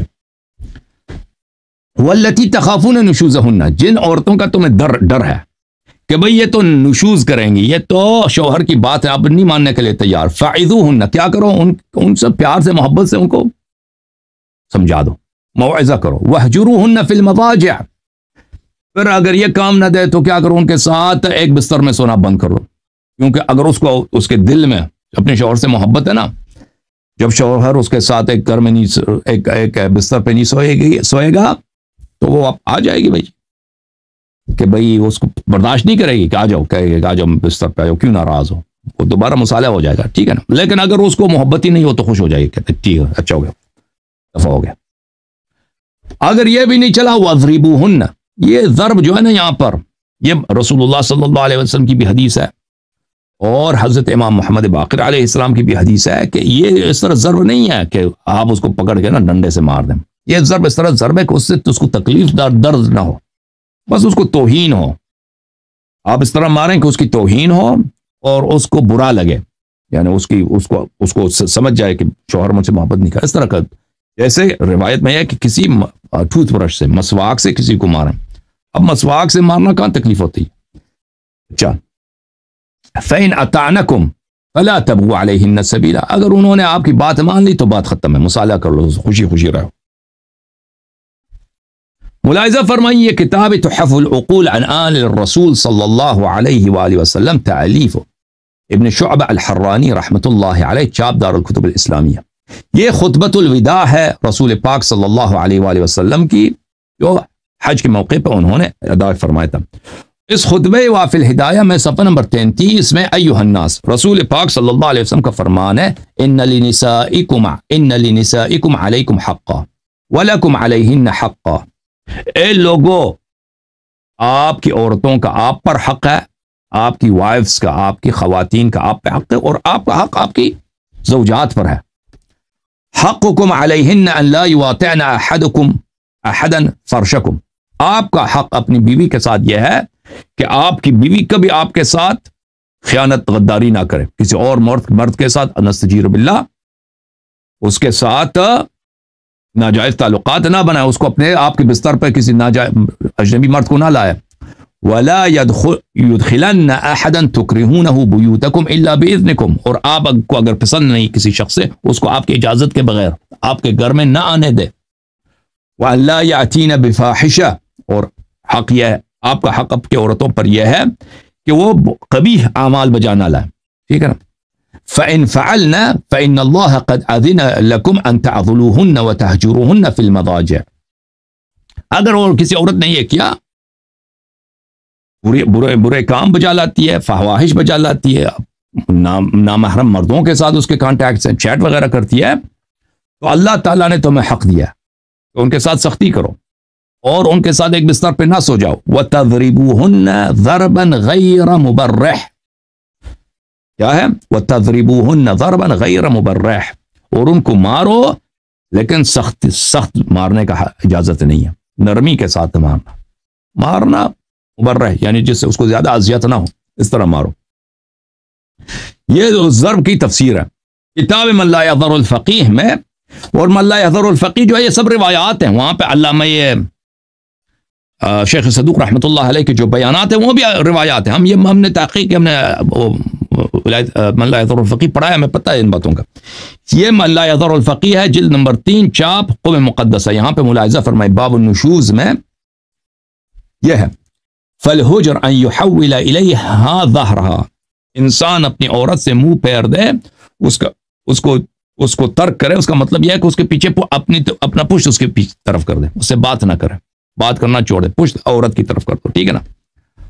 والضرب بالسواک وغیرہ ضربا رفیقا، ضرب یہ ہے وہی آیت ہے واللاتی تخافون نشوزہن فعظوہن واہجروہن فی المضاجع واضربوہن. اگر مارنے کی بات ہے تو ان کو ٹوتھ برش کے ساتھ، مسواک کے ساتھ مارو، یا ٹوتھ برش کوئی ایسی دوسری چیز ہے گھر میں اس سے مارو. ضرباً رفیقا، ضرباً ایسے مارنا ہو جو بالکل رفقت کے ساتھ، نرمی کے ساتھ، نرمی کے ساتھ ماریں. اس طرح نہ ماریں کہ اس کی ہڈیاں توڑ دیں یا اس کی جلد سے سیاہ ہو جائے یا اس کو بہت تکلیف ہو، بہت درد ہو، اس طرح نہ ماریں. کتاب مجمع البیان میں وہ روایت کرتے ہیں امام باقر علیہ السلام سے. یہ مجمع البیان فی تفسیر القرآن جلد نمبر 3 چھاپ دار المرتضیٰ میں ہے. یہاں پر وَاهْجُرُوهُنَّ فِي الْمَضَاجِعِ وَاضْرِبُوهُنَّ کی تفسیر کیا ہے میرے محترم ناظرین؟ عن ابی جعفر علیہ السلام انہ الضرب بالسواک. حضرت قرآن ناطق امام باقر علوم الرحمن علیہ السلام نے فرمایا کہ وہ مسواک کے ساتھ مارنا. عورت کو جو مارنے کا حکم ہے قرآن مجید میں، وہ کسی پین کے ساتھ، کسی مارکر کے ساتھ، مسواک کے ساتھ مارو، زیادہ تک اس کو تکلیف نہ ہو. اچھا، تو یہ آپ کو پتہ چلا. تو ضرب کی جو بات ہے اس طرح کی ضرب ہے، ٹھیک ہے نا. اور اگر کوئی شخص کسی سیدانی عورت کے ساتھ شادی کر لیتا ہے تو سیدانی کے لیے واجب نہیں ہے کہ شادی کرے، لیکن ایک دفعہ اگر شادی کیا تو اس پہ واجب ہے کہ اب اس کا شوہر، اس کا خاوند جو مومن ہے، اس کے حقوق بجا لانا اس کے لیے اس پہ واجب، اس سیدانی پہ واجب ہے. نہیں بجا لائے گی تو اس پہ گناہ ہے، ٹھیک ہے نا. اگر یہ بات یہاں تک پہنچتا ہے کہ اس مومن کو اس سیدانی سے، مثلا سیدانی سے کیا کرنا پڑتا ہے؟ منہ پھیرنا پڑتا ہے، پشت کرنا پڑتا ہے، ایک بستر پہ نہ سویا ہو، پھر اس کو مارے تو وہی وہ ایک ہی حکم ہے. سیدانی یا غیر سیدانی دونوں کے لیے ایک حکم ہے. بھائی مارنے کا جو حکم ہے نا، کسی مسواک کسی ایسی چیز سے ماریں کہ اس کی توہین ہو، اس کو پتہ چلے کہ شوہر مجھ سے محبت نہیں. اگر پھر بھی وہ نہیں مانتی تو پھر طلاق ہمیشہ مرد کے ہاتھ میں ہوتا ہے. لیکن جو محبت کا حکم ہے نا میرے عزیزو، یہ اس طرح نہیں کہ صرف سادات سے محبت کا حکم ہے، بلکہ شیعوں سے زیادہ محبت کا حکم ہے. ملاحظہ فرمائیے، یہ کتاب الروض من الکافی للکلینی رحمۃ اللہ علیہ، الجزء الثامن، جلد نمبر 8. یہاں پر ملاحظہ فرمائیے صفحہ نمبر 212 میں حضرت امام جعفر الصادق علیہ السلام فرماتے ہیں کہ ایک دن میں اپنے والد گرامی حضرت امام باقر علوم الرحمن علیہ السلام کے ساتھ ہم گئے، مسجد نبی صلی اللہ علیہ وآلہ وسلم میں گئے. جب وہاں مسجد نبی صلی اللہ علیہ وسلم میں ہم پہنچے، بین القبر والمنبر، قبر شریف اور منبر کے درمیان، روضۃ من ریاض الجنہ، اس کے درمیان. اذا هو باناس من الشیعہ فسلم علیہم، میرے والد گرامی نے دیکھا کہ وہاں پہ کچھ شیعہ بیٹھے ہیں، مولا کے کچھ شیعہ بیٹھے ہیں. تو میرے والد گرامی حضرت امام باقر کتنے خوش قسمت شیعہ تھے. مسجد نبی صلی اللہ علیہ وآلہ وسلم، بین القبر والروضہ، بین القبر والمنبر، اور 2 امام تشریف لائے ہیں، 2 چاند تشریف لائے، 2 سورج تشریف لائے. کون؟ حضرت امام باقر علیہ السلام اور حضرت امام صادق علیہ السلام تشریف لائے. وہ شیعہ کتنے خوش قسمت تھے، ٹھیک ہے نا. تو امام جعفر صادق علیہ السلام فرماتے ہیں کہ میرے والد نے ان شیعوں کو سلام دیے اور یہ جملے فرمایا انی واللہ لا احب ریاحکم و ارواحکم، اللہ کی قسم مجھے آپ کی خوشبو سے محبت ہے.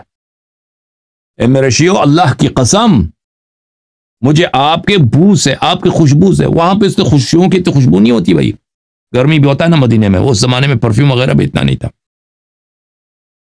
شیعوں کا پسینہ اس طرح نہیں کہ شیعوں کے پسینے میں زیادہ خوشبو ہے. وہ جو ہمیں اور آپ کو بدبو لگتا ہے نا، اس سے ائمہ علیہ السلام اس سے محبت کرتے ہیں اپنے شیعوں سے. وَأَرْوَاحَكُمْ، مجھے آپ کی جانوں سے محبت ہے. فَعِينُونِ عَلَى ذَلِكَ بِوَرَعٍ وَاجْتِهَادٍ، مجھے آپ سے محبت ہے، میں آپ کا شفیع ہوں، لیکن تم میری مدد کرو، میری اعانت کرو، میری نصرت کرو، اللہ سے ڈرو اور اللہ کی زیادہ سے زیادہ عبادت کرو. بے ورع، ورع کس کو بولتے ہیں عزیزو؟ اللہ کا خوف، تقوی. ورع یعنی تقوی، اللہ کا خوف. میرا نصرت کس طرح کرو گے؟ اللہ سے ڈرو. وہ اجتہاد کس کو بولتے ہیں؟ یہ وہ اجتہاد نہیں، نجف والا اجتہاد. یہ اجتہاد یعنی کثرت عبادت، زیادہ سے زیادہ عبادت کرو اللہ کی، نوافل بجا لاؤ، وہ اپنی واجبات، وہ نماز واجب تو واجب ہے ہی ہے، اس کے علاوہ تلاوت قرآن کریم، طویل سجدے، طویل رکوع، دعائیں پڑھنا، ٹھیک ہے نا، اس کو خدمت خلق خدا، دوسروں شیوں کی خدمت، یہ اجتہاد ہے. جس اجتہاد کی روایات میں تعریف کی گئی وہ یہ اجتہاد ہے. وہ اجتہاد وہ نہیں ہے، وہ آپ کے جو شیعہ مولوی ہیں بیوقوف ہیں، کہتے ہیں روایات میں اجتہاد کی تعریف ہے، یہ اور اجتہاد ہے.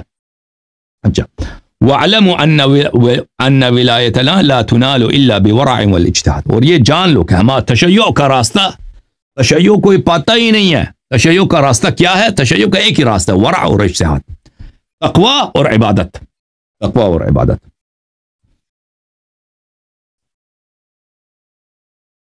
وَمَنِ اعْتَمَّ مِنْكُمْ بِعَبْدٍ فَلْيَعْمَلْ بِعَمَلِهِ. اگر آپ نے کسی کو اپنا امام مانا ہے نا تو اس جیسا عمل بھی بجا لاؤ. یہ اس جملے کے ترجمے پیش کر رہا ہوں آپ کی خدمت میں.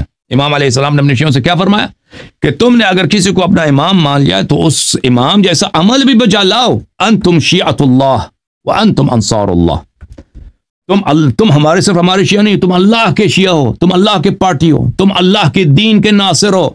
وانتم السابقون الاولون والسابقون الاخرون والسابقون فی الدنیا والسابقون فی الاخرہ. آپ سابقین اولین، آپ شیعہ ہو. آپ سابقون آخرون، آپ ہیں. پہلی امت میں بھی سابقین جو تھے وہ شیعہ تھے، آخرین میں بھی سابقون اولون شیعہ ہیں. والسابقون فی الآخرہ الی الجنہ، اور سب لوگوں سے پہلے ہمارے شیعہ جنت میں جائیں گے. قد ضمننا لکم الجنہ بضمان اللہ عز وجل وضمان رسول اللہ صلی اللہ علیہ وآلہ وسلم.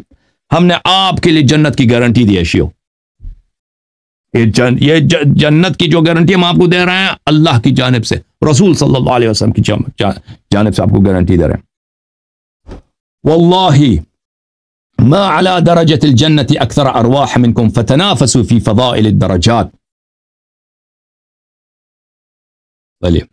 جنت کے جو مقامات ہیں وہ مختلف ہیں، جتنے آپ کی تعداد ہے اتنی ہی کیا ہیں جنت کی درجات ہیں. تو جنت کے درجات میں اب ایک دوسرے سے سبقت کرو، ایک دوسرے پہ پیشی لے لو. انتم الطیبون ونساؤکم الطیبات. آپ میرے شیعہ، آپ طیب ہیں، آپ پاک ہیں، اور آپ کی عورتیں پاک ہیں. کل مؤمنۃ حوراء عینا. ہر مومنہ جو ہے جنتی خاتون ہے. عینا اس عورت کو بولتے ہیں جس کی آنکھیں بہت خوبصورت، بہت بڑی بڑی ہیں. وہ جنت ہر شیعہ عورت حوراء عینا ہے، جنتی ہے وہ، اور خوبصورت، جس کی آنکھیں جو ہیں بہت خوبصورت ہیں، بہت بڑی آنکھیں ہیں. وَكُلُّ مُؤْمِنٍ صدیق. ہر مومن صدیق ہے. وَلَقَدْ قَالَ أَمِيرُ الْمُؤْمِنِينَ عَلَيْهِ السَّلَامُ لِقَنبَرَ يَا قَنبَرَ أَبْشِرْ وَبَشِّرْ وَاسْتَبْشِرْ.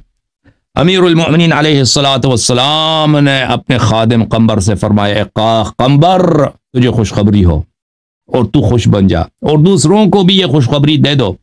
فواللہ لقد مات رسول اللہ صلی اللہ علیہ وآلہ وهو علی امتی ساخط الا الشیعہ. اللہ تعالیٰ کی قسم، رسول اللہ صلی اللہ علیہ وآلہ وسلم اپنی امت سے جب ان کی وفات ہوئی، سب پوری امت پہ وہ ناراض تھے، صرف شیعوں سے وہ راضی تھے. رسول اللہ صلی اللہ علیہ وسلم. الا وان لكل شيء عزا وعز الاسلام الشیعہ. امیر المؤمنین علیہ السلام نے فرمایا کہ اے میرے شیعو، جان لو ہر چیز کی ایک عزت ہوتی ہے، ہر چیز کی ایک چیز ہے جو اس کی سبب عزت ہے، سبب خوبصورتی ہے. ٹھیک ہے نا. اب پورا پاکستان ہے، سب پاکستان خوبصورت تو نہیں ہے نا. کچھ علاقے ہیں جس میں پاکستانی فخر کرتے ہیں کہ ہمارا ملک میں خوبصورتی ہے. ٹھیک ہے نا. ہر چیز کی ایک عزت ہے. وعز الاسلام الشیعہ. اسلام کی عزت شیعہ ہیں. الا وان لكل شيء دعامه ودعامه الاسلام الشیعہ. ہر چیز کا ایک ستون ہے، اسلام کا ستون شیعہ ہے. الا وان لكل شيء ذروه وذروه الاسلام الشیعہ. ہر چیز کا ایک نقطہ اوج ہے، ہر چیز کا ایک پینیکل ہے، ہر چیز کا ایک عروج ہے. اسلام کا جو نقطہ اوج ہے، اسلام کا جو عروج، اسلام کا جو تاج سر ہے، وہ کیا ہے؟ شیعہ ہے. الا وان لكل شيء شرفا وشرف الاسلام الشیعہ. اے میرے شیعہ، جان لو کہ ہر چیز کی ایک شرف ہوتی ہے، اسلام کی شرافت ہاں کیا ہے؟ شیعہ. الا وان لكل شيء سيدا وسيد المجالس مجالس الشیعہ، ہر چیز کا ایک سید ہوتا ہے، سردار ہوتا ہے، مجالس کا سردار، مجالس کا سید شیعوں کا مجلس ہے۔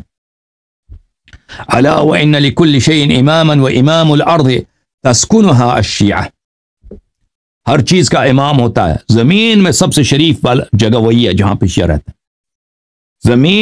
زمین مختلف بقاع کے درمیان، امکنہ کے درمیان جب قیاس کیا جاتا ہے تو اس میں زمین کا امام کیا ہے؟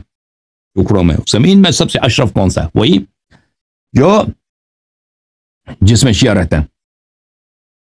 اچھا میرے محترم ناظرین، یہ اس طرح کی روایت تو بے نہایت ہیں شیعوں کی فضیلت میں، کہ ائمہ علیہ السلام اپنے شیعوں سے محبت کرتے ہیں، اللہ تعالیٰ شیعوں سے محبت کرتے ہیں، ٹھیک ہے نا؟ تو اس طرح نہیں کہ شیعوں کی محبت یہ اگر یہ مثلا یہ سادات کے لیے ہوتا، ٹھیک ہے نا، یا حدیث آپ نے کبھی سنا بھی نہیں ہوگا، ٹھیک ہے نا، کوئی پڑھتا نہیں ہے، کیونکہ یہ اس میں وہ چندے نہیں ہیں، پیسے نہیں۔ اگر یہی مثلا بنی ہاشم یا سادات کے لیے ہوتا تو آپ کا جینا حرام ہو چکا ہوتا ابھی تک، لیکن یہ شیعوں کے لیے ہے، اس لیے آپ کو کسی نے سنایا نہیں۔ ملاحظہ فرمائیے کتاب الاصول من الکافی جلد نمبر 1، یہاں پہ آپ کو لے کے چلتے ہیں باب مولد امام جعفر صادق علیہ السلام میں۔ مولد امام جعفر صادق علیہ السلام میں حضرت امام جعفر صادق علیہ السلام فرماتے ہیں کہ وقالت امی قال ابی، ایک دن میری والدہ نے، حضرت ام فروہ حضرت امام جعفر صادق علیہ السلام کی والدہ، جن کے متعلق وہ فرماتے ہیں کانت امی ممن آمنت واتقت واحسنت واللہ يحب المحسنین، میری والدہ جو تھی اللہ کی ولیہ تھی، وہ میری والدہ ان لوگوں میں سے ہیں جنہوں نے ایمان لایا، جنہوں نے تقوی رکھا اور جنہوں نے بہترین عمل کیا اور جن سے اللہ پیار کرتا ہے۔ فرماتے ہیں کہ میری والدہ جناب ام فروہ رضی اللہ تعالی عنہ وسلام اللہ علیہا نے فرمایا کہ میرے والد امام محمد باقر علیہ السلام نے مجھ سے کہا یا ام فروہ، اے امام جعفر صادق علیہ السلام کی والدہ، یا جناب ام فروہ، انی لادعو اللہ لمذنبی شیعتنا فی اليوم واللیلۃ 1000 مرہ، میں اللہ تعالیٰ کے سامنے، امام محمد باقر علیہ السلام فرماتے ہیں، اپنے گناہگار شیعوں کے لیے دن رات میں 1000 مرتبہ استغفار کرتا ہوں۔ یہ محبت ہے کہ نہیں؟ ائمہ طاہرین علیہ السلام گناہگار شیعوں سے، میں اپنے گناہگار شیعوں سے کے لیے اللہ تعالیٰ سے دن رات میں 1000 مرتبہ استغفار کرتا ہوں۔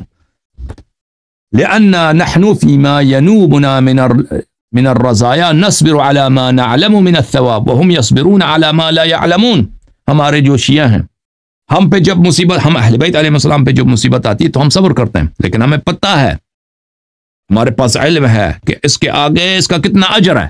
ہمارے بیچارے شیعہ تو صبر کرتے ہیں، ان پہ مصائب نازل ہوتی ہیں، ذبح ہوتے ہیں، قتل ہوتے ہیں، ہر طرح سے لوگوں کے تانے سننے پڑتے ہیں ان کو، لیکن ان بیچاروں کو پتہ بھی نہیں ہوتا کہ اس کا اجر کتنا عظیم ہے، اس کے باوجود وہ صبر کرتے ہیں، ہمارا دامن ہاتھ سے نہیں جانے دیتے۔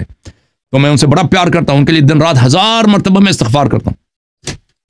اچھا میرے محترم ناظرین، اس طرح روایت تو بہت زیادہ ہے۔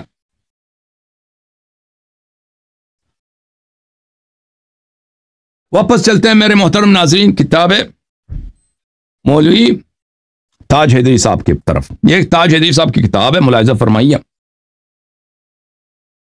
پھر وہ ایک دوسرے آیت سے استدلال کرنے کی کوشش کرتے ہیں۔ استدلال ان کا یہ ہے وَمَا كَانَ لَكُمْ أَن تُؤْذُوا رَسُولَ اللَّهِ صلی اللہ علیہ وسلم وَلَا أَن تَنكِحُوا أَزْوَاجَهُ مِن بَعْدِهِ أَبَدًا، تمہارے لیے بات جائز نہیں ہے کہ تم رسول صلی اللہ علیہ وسلم کو اذیت دو، اور نہ یہ جائز ہے کہ تم ان کے بعد ان کی بیویوں سے نکاح کرو۔ یہ آیت کا ترجمہ ہے، ترجمہ صحیح کیا اس نے، کہ جائے کہ نبی صلی اللہ علیہ وسلم کی بیٹیاں جو حضور کا خون ہے، چونکہ نبی صلی اللہ علیہ وسلم کی بیویوں کی نسبت رسول خدا صلی اللہ علیہ وسلم کی طرف ہے، لہٰذا ان کے بعد، یہ کیا ہو گیا بھائی، لہٰذا ان کے بعد کیا ہو گیا بھائی، ہاں لہٰذا یہ ہے، اسی صفحے میں ہے، وہ نیچے گیا ہے بھائی، نیچے چلتے ہیں، اس کی بالکل آخری لائن جو ہے نا، ایک منٹ،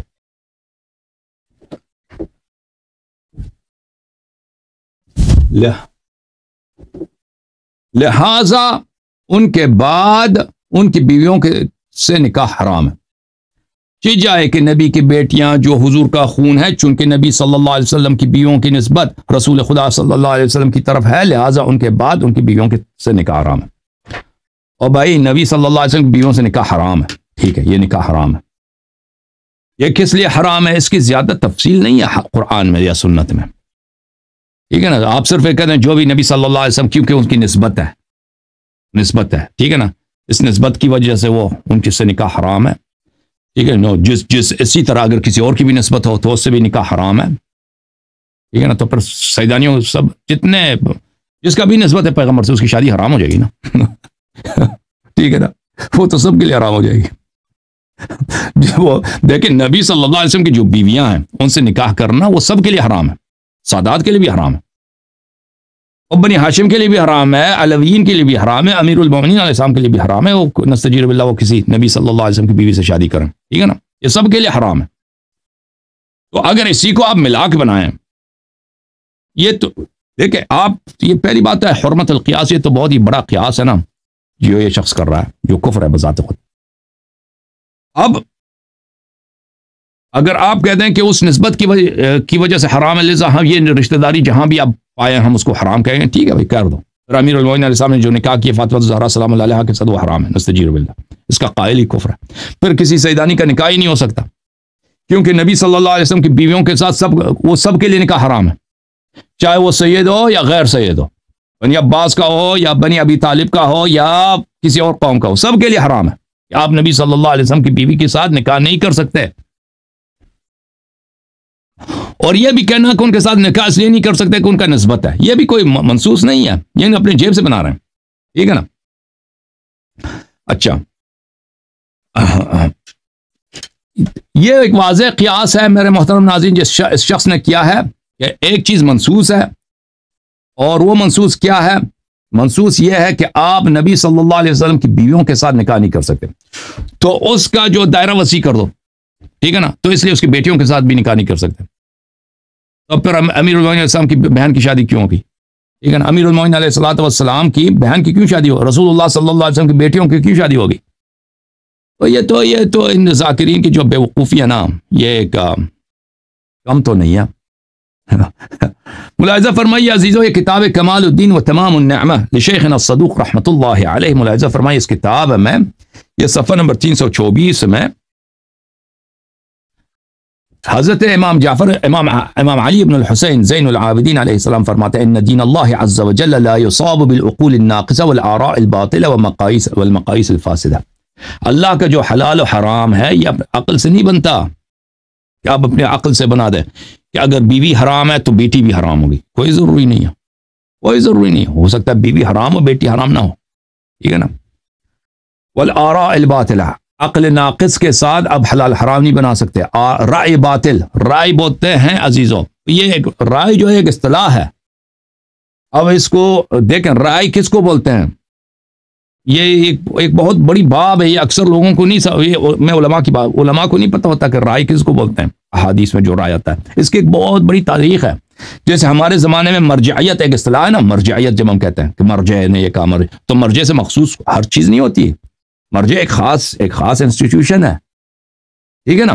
مرجع سے ہم مراد لیتے ہیں کہ مرجع فلان چیز ہے، یا امام بارگاہ کہتے ہیں، امام بارگاہ سے مراد ایک خاص چیز ہے، ایک اصطلاح ہے، ٹھیک ہے نا. اس کے لفظی معنی نہیں ہوتے. رائے یہاں پہ یہ ایک اصطلاح ہے احادیث میں.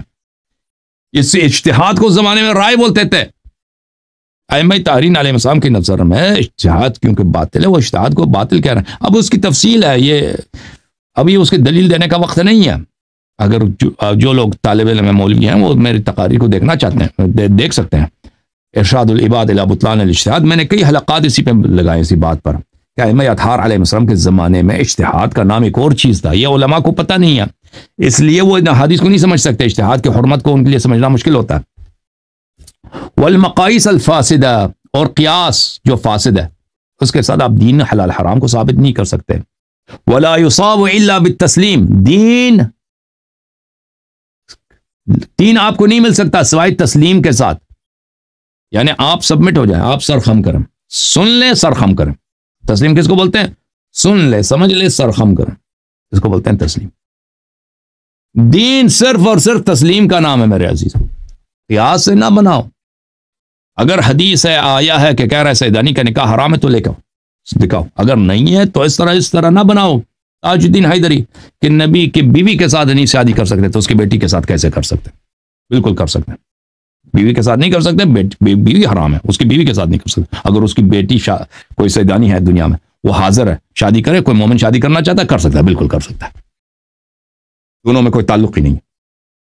فمن سلم لنا سلم، جو ہمارے بات مانتا ہے، تسلیم ہوتا ہے، وہ سالم رہتا ہے، وہ اس کی سلامتی ہے. ومن اقتدى بنا ہدا، اور جو ہماری اقتداء کرتا ہے اس کی ہدایت ہوتی ہے. ومن كان يعمل بالرأي بالقياس والرأي هلك، جو قیاس پر اور اجتہاد پہ عمل کرتا ہے اس کی ہلاکت ہوتی ہے. ومن وجد في نفسه شيئا مما نقول او نقضي به حرجا، جو شخص اپنے دل میں، اس کے دل میں ہماری گفتار سے، ہمارے احکام سے، ہمارے حلال و حرام سے، اس کے دل میں کچھ ناراضگی ہے، ٹھیک ہے نا، وہ کہتا ہے یہ مجھے نہیں پسند، اپنے دل میں، زبان سے بھی کچھ نہیں بولتا، وہ اس کا کیا حکم ہے؟ کفر بالذی انزل سبع المثانی والقرآن العظیم وهو لا يعلم، یہ شخص کافر ہے، وہ اللہ سے بھی کافر ہے، وہ اللہ جس نے قرآن نازل کیا، سورہ فاتحہ نازل کیا، اس اللہ سے وہ کیا ہے؟ اس اللہ سے وہ کافر ہے، لیکن اس کو خود پتہ بھی نہیں ہے، کیونکہ اس کے دل میں یہ ہے کہ محمد و محمد علیہ السلام کے حلال حرام سے اس کو کیا چڑ ہے. سمجھ میں آئی نا بات آپ کو؟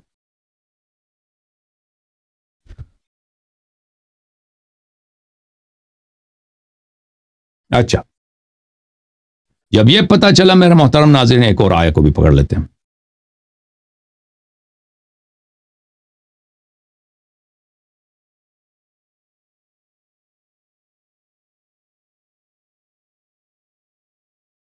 اس کے بعد والا جو آیا ہے، تاج حیدری صاحب نے جس سے استدلال کی وہ یہ ہے، النبی صلی اللہ علیہ وآلہ اولا بالمؤمنین من انفسهم وازواجہ امہاتهم اولو الارحام بعضهم اولا ببعض فی کتاب اللہ. نبی پاک صلی اللہ علیہ وآلہ مسلمانوں پر خود ان کی جانوں سے زیادہ مستحق حق رکھتے ہیں، اور پیغمبر صلی اللہ علیہ وسلم کی بیویاں ان کی مائیں ہیں، اور پیغمبر کے رشتہ دار کتاب اللہ کی روح سے تمام مسلمانوں اور مہاجروں سے بڑھ کر بعض کے حقدار ہیں. یہ بھی ترجمہ آخری اس کا اولو الارحام بعضهم اولا ببعض فی کتاب اللہ، اس کا ترجمہ سے غلط کیا ہے. یہ اس سے مراد ائمہ اطہار علیہ السلام ہے اولو الارحام سے، کیونکہ دیکھیں امام حسن علیہ السلام کی اولاد بھی نبی زادہ ہیں، امام حسین علیہ السلام کی اولاد بھی نبی زادہ، ٹھیک ہے نا، لیکن سب کو امامت تو نہیں ملی ہے. امام حسین علیہ السلام کی اولاد میں بھی صرف 9 کو ملی ہے، دوسروں کو نہیں ملی. وَأُولُو الْأَرْحَامِ بَعْضُهُمْ أَوْلَى بِبَعْضٍ فِي كِتَابِ اللَّهِ، کہ رشتہ دار سب ایک جیسے نہیں ہوتے، بعض اصحاب رحم ہیں جو دوسروں سے زیادہ اولا ہیں، وہ جو دوسروں سے زیادہ اولا ہیں، دوسرے رشتہ داروں سے اولا ہیں، وہ کون ہے؟ وہ ائمہ طاہرین علیہ السلام. چلیں وہ الگ بات ہے، لیکن وہ اس حرمت نکاح پہ اس سے استدلال نہیں کر رہا اس فقرے سے. وہ کس فقرے سے استدلال کر رہا ہے؟ اس فقرے سے النبی اولا بالمؤمنین من انفسهم وازواجہ امہاتہم، اس سے استدلال کر، وازواجہ امہاتہم سے یہ استدلال کر رہا ہے حرمت نکاح پر. اللہ تعالیٰ نے نبی کریم صلی اللہ علیہ وسلم کی بیویوں کو مومنین کے مائیں قرار دیا ہے، اس لحاظ سے نبی صلی اللہ علیہ وسلم کی بیٹیاں سیدزادیاں غیر امتی کے لیے ان کی بہنیں ہیں. سبحان اللہ. تو بہن ہے نا، اگر بہن ہے تو پردہ کیوں واجب ہے؟ اگر بہن ہے تو پردہ کیوں واجب ہے؟ ٹھیک ہے نا. تو اس طرح تو سب محرم ہے بھائی. اگر کسی سے آپ شادی نہیں کر سکتے، وہ آپ کی بہن ہے، تو پردہ بھی تو حرام ہے نا. اور اگر بہن ہے تو نبی صلی اللہ علیہ وسلم کی بیٹیاں اگر امت کی بہن ہے تو سادات کی بھی بہن ہے نا، ان کی بھی بہن ہے، تو پھر وہ بھی شادی نہیں کر سکتے. اور اگر نبی صلی اللہ علیہ وسلم کی بیویاں پوری امت کی ماں ہیں، پوری امت کی ماں ہے نا، تو امت کی جتنی عورتیں ہیں وہ سب نبی صلی اللہ علیہ وسلم کی بیٹیاں ہیں، کیونکہ وہ انہی ماں، نبی جب نبی کی بیویاں ان کی مائیں ہیں، تو امتی جتنے عورتیں ہیں وہ سب نبی زادیاں ہیں، تو ان سے بھی شادی نہیں کر سکتے نا، کیونکہ ہم سب بہن بھائی ہو گئے. اور یہ ایک احمق کہہ رہا تھا، دیکھو کیا کہہ رہا ہے، کہتا ہے کہ اس میں مومنین لکھا ہے، یہ کیونکہ مومنین ہے، اس میں مومنات نہیں ہے، یہ مومنین صرف مردوں کے لیے، کہ عورتیں جو ہیں صرف مردوں کے ماں ہیں، عورتیں صرف مردوں کے ماں ہیں. تو اگر مردوں کے ماں ہیں تو اس لیے جو ہے امت کی جو بیٹیاں ہیں، یہ نبی صلی اللہ علیہ وسلم کی مائیں جو ان کی کیا ہے، کہ نبی صلی اللہ علیہ وسلم کی جو ازواج ہیں ان کی مائیں نہیں ہیں، لہذا ان سے شادی ہو سکتا ہے. لیکن یہ حماقت ہے النبی اولا بالمؤمنین، یہ مؤمنین جو ہے اس میں مومنات بھی شامل ہو جاتا ہے. اس کو عربی زبان میں ایک بہت بڑا قاعدہ ان لوگوں کو پتہ نہیں، احمقوں کو، ذاکروں کو، ایک بہت بڑا قاعدہ اس کو تغلیب کہتا ہے. مثلا قرآن میں یا ایھا الذین آمنوا کتب علیکم الصیام، وہ لوگوں جو ایمان لاؤ، یہ تو نہیں یا ایھا الذین آمنوا واللائی آمنن، ٹھیک ہے نا، یہ سب صیغہ مذکر میں، وہ صیغہ مذکر میں، لیکن اس صیغہ مذکر میں سب مؤنث بھی شامل ہے. یا ایسا صیغہ مذکر ہے کہ اس میں جینڈر نہیں ہے، اس کو تغلیب بولتے ہیں کہ وہ دونوں کے لیے. وَأَقِیمُوا الصَّلَاةَ وَآتُوا الزَّکَاةَ، نماز قائم کرو.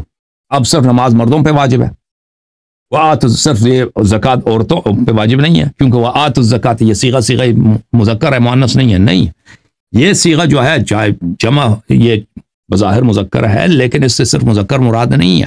یہ اہل لغت سب جانتے ہیں، ایسے مقامات پر یہ سب کو دائرے میں لے لیتا ہے. یہ مومن کو، عورتوں کو بھی، مردوں کو بھی، مومنین کو بھی، مومنات کو. اور یہ جو نبی صلی اللہ علیہ وسلم اولا بالمؤمنین ہیں، جانوں کے مالک ہے، صرف مردوں کے جانوں کے مالک نہیں، عورتوں کے جانوں کے بھی مالک ہے. یہ تو واضح ہے، اچھی بات ہے. تو لہذا یہ اس آیت سے استدلال کرنا یہ ایک حماقت ہے ذاکرین کی. اس آیت سے ان کی جہالت ہے، ان کی بیوقوفی ہے، ان کا عدم تدبر ہے قرآن مجید کے معانی میں. یہ آپ کو سمجھ آئی نا، النبی اولا بالمؤمنین من انفسہم وازواجہ امہاتہم، انہوں نے پوری امت کو بہن بھائی بنا دیا ہے.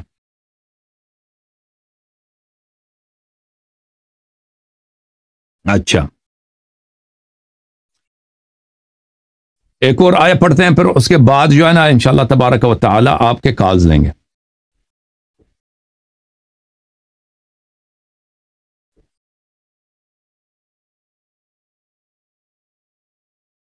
اس کے بعد والا جو آیا ہے جس سے استدلال کرتا ہے تاج حیدری، وہ یہ ہے، یا ایھا الذین آمنوا لا تدخلوا بیوت النبی صلی اللہ علیہ وآلہ الا ان یؤذن لکم الی طعام غیر ناظرین اناہ.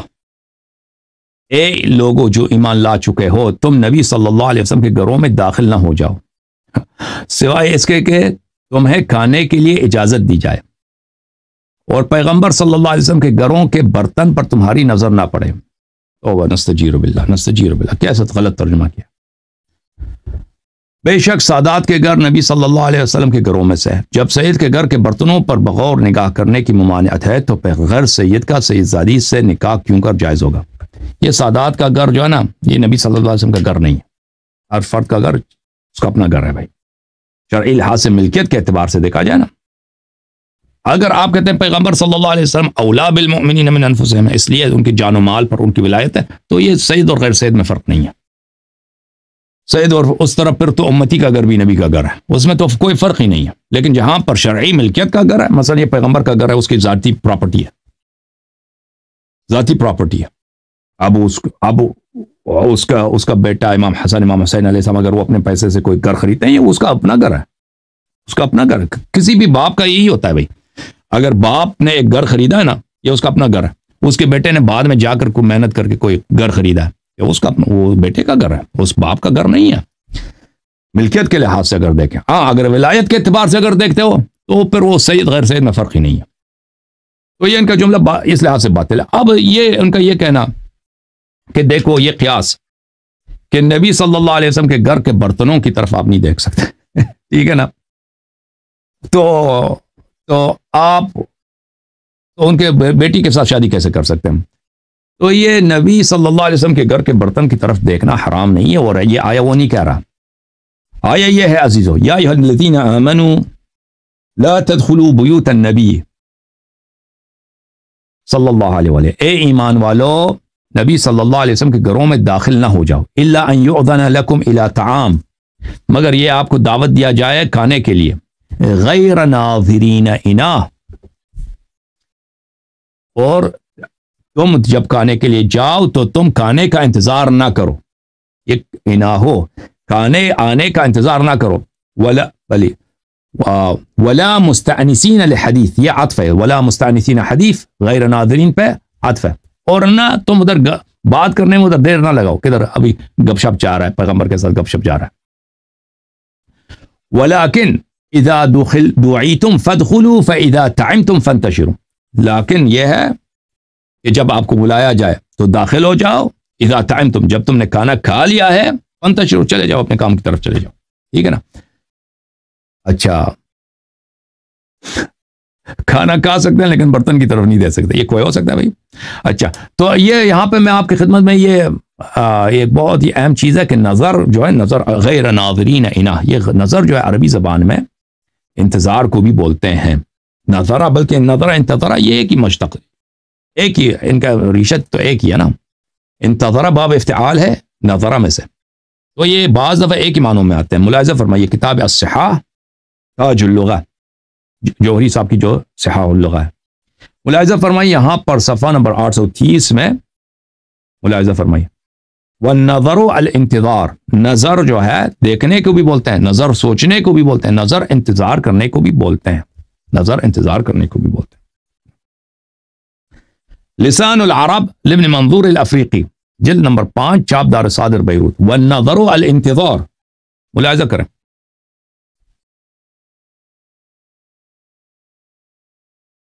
نظر کس کو بولتے ہیں؟ انتظار کو بولتے ہیں۔ یقال نظرت فلانا وانتظرته بمعنى واحد، نظرت فلانا وانتظرته، میں نے فلانے کا انتظار کیا، میں نے فلانے کے لیے نظر کیا، عربی زبان میں کہتے ہیں نظر کیا، یہ ایک ہی معنوں میں، انتظار کے معنوں میں۔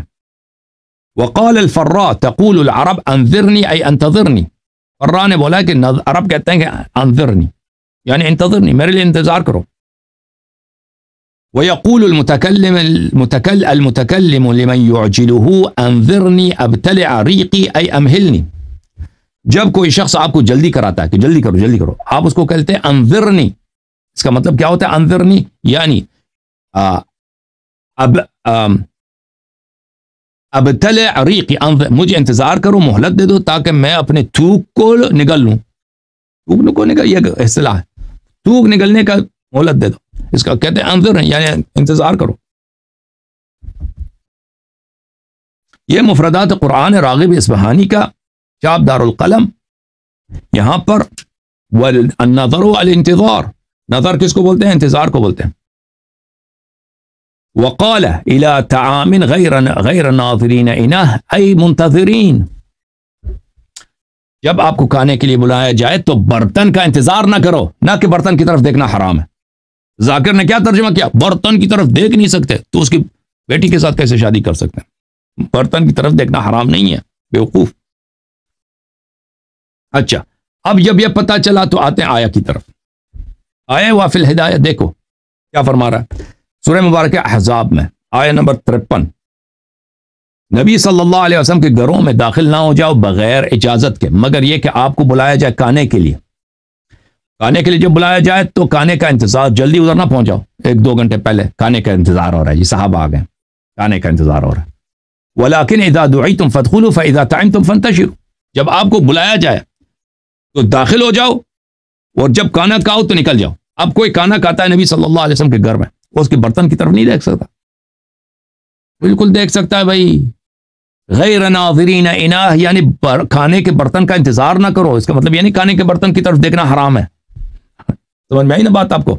اور پھر یہ کہنا کہ سادات کے گھر کے برتن کی طرف نہیں دیکھ سکتے، یہ بھی حرام ہے، یہ ہے بھائی کفر کے نہیں ہے، دین میں اپنے سے بناتے جاؤ، فیبریکیٹ کرو، فیکٹری ہے نا ذاکرین کا، یہ ہے جو حماقت ان کی یا نہیں ہے۔ یہ کتاب التبیان فی تفسیر القرآن، تالیف شیخ الطائفہ محمد بن الحسن الطوسی رحمۃ اللہ علیہ، جلد نمبر 8، المجلد الثامن۔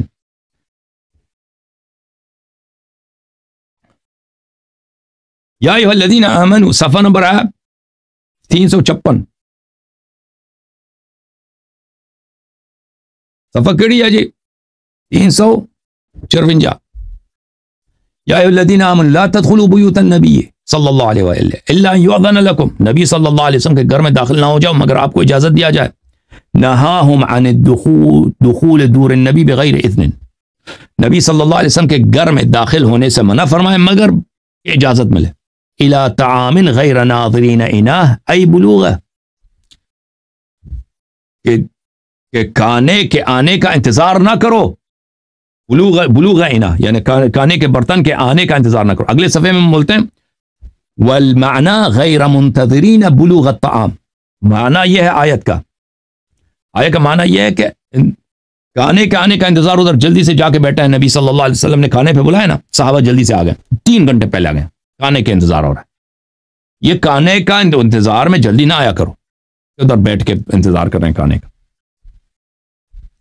مجمع البیان فی تفسیر القرآن تعریف الطبرسی رحمۃ اللہ علیہ، جلد نمبر 8، چاپ دار المرتضی، ملاحظہ فرمائیے اسی آیت کے ذیل میں صفحہ نمبر 134، غیر ناظرین انا، غیر ناظرین انا ای غیر منتظرین ادراک الطعام فیطول مقامکم فی منزلہ، ان کے گھر میں جا کر کھانے کا انتظار نہ کرو تاکہ ادھر لمبے عرصے ادھر بیٹھے ہیں نبی صلی اللہ علیہ وسلم کے گھر میں کہ صاحب آئے ہیں کہ بھئی کھانے کا، ہم کھانا مانگ رہے ہیں، کھانا ہمیں دیا جائے، ٹھیک ہے نا۔ یہ کتاب ہے بحار الانوار علامہ مجلسی کا رحمۃ اللہ علیہ، یہ جلد نمبر 22 ہے بھائی، یہ صفحہ نمبر 184 ہے۔ یا ایھا الذین آمنوا لا تدخلوا، نہاہم سبحانہ عن دخول دار النبی صلی اللہ علیہ وآلہ بغیر اذن، اللہ تعالیٰ نے صحابہ کو منع کیا کہ پیغمبر صلی اللہ علیہ وسلم کے گھر میں بغیر اجازت کے داخل نہیں ہو سکتے، یعنی الا ان یدعوکم الی طعام، مگر یہ کہ پیغمبر صلی اللہ علیہ وسلم آپ کو کھانے کے لیے بلا دیں، فادخلوا، پھر داخل ہو جاؤ، غیر ناظرین انا، برتن کی طرف نہ دیکھو، یہ حرام ہے، برتن پیغمبر کے برتن کی طرف دیکھنا حرام ہے، کھانا کھا سکتے ہیں لیکن برتن کی طرف، یہ کوئی بکواس، یہ صرف بکواسات جو ہے نا ذاکرین کا کام ہے۔ غیر ناظرین انا کا کیا ہے؟ ای غیر منتظرین ادراک الطعام فیطول مقامکم فی منزلہ، ادھر جا کے انتظار نہ کرو کھانے کا، غیر ناظرین انا یہ نہیں ہے کہ پیغمبر صلی اللہ علیہ وسلم کے گھر کی برتن کی طرف نہیں دیکھ سکتے، نہیں، انتظار نہیں کر سکتے نا کہ جلدی ادھر پہنچ گئے کھانا کھانے کے لیے، 3 گھنٹے پہلے انہوں نے دوپہر کو بلایا، آپ صبح 6 بجے پہنچ جاؤ، کھانے کا انتظار ہو رہا ہے صبح سے سب، اب پیغمبر صلی اللہ علیہ وسلم کو بھی فارغ کر دیا، یہ غلط بات ہے۔ اوکے بھائی، ایک اور آیت پڑھتے ہیں بھائی تاکہ خوب مزہ آ جائے، صحابہ اکرام اور ذاکرین کا، آخری آیا ہے بھائی، اس کے بعد میں آپ کو کال دوں گا، اور جو ذاکرین نے کہا تھا مناظرہ کے لیے آ رہے ہیں نا، وہ بھی کال آ جائیں، لائن پہ آ جائیں، میں بھی 5 منٹ کے بعد ان کا کال لے لوں گا۔ اس کا جو آخری آیت ہے تاج حیدری کا، وہ یہ ہے، سورہ مبارکہ یہود کی یہ آیت ہے، قالوا لقد علمت ما فی بناتک من حق ما لنا فی بناتک من حق، قوم لوط نے کہا، اے لوط نبی صلی اللہ سلام اللہ علیہ، آپ جانتے ہیں ہمارا آپ کی بیٹیوں سے نکاح کرنے کا کوئی شرعی حق نہیں ہے، کیونکہ آپ پھر دیکھیں قوس میں ڈال دیا اپنے سے پیرنتھیسز ہیں، آپ نبی ہیں اور کی بیٹیاں ہمارے لیے قابل احترام ہیں، جو خیر سید نبی کی بیٹی سے نکاح کا خواہش کرے وہ قوم لوط سے بھی بدتر ہے۔ قوم لوط نے یہی کہا ہے بھائی، قوم لوط نے یہی کہا ہے بھائی، دیکھو آتے ہیں، پورا آیت پڑھو نا ذلیلو ذاکرین، پھر کہہ دو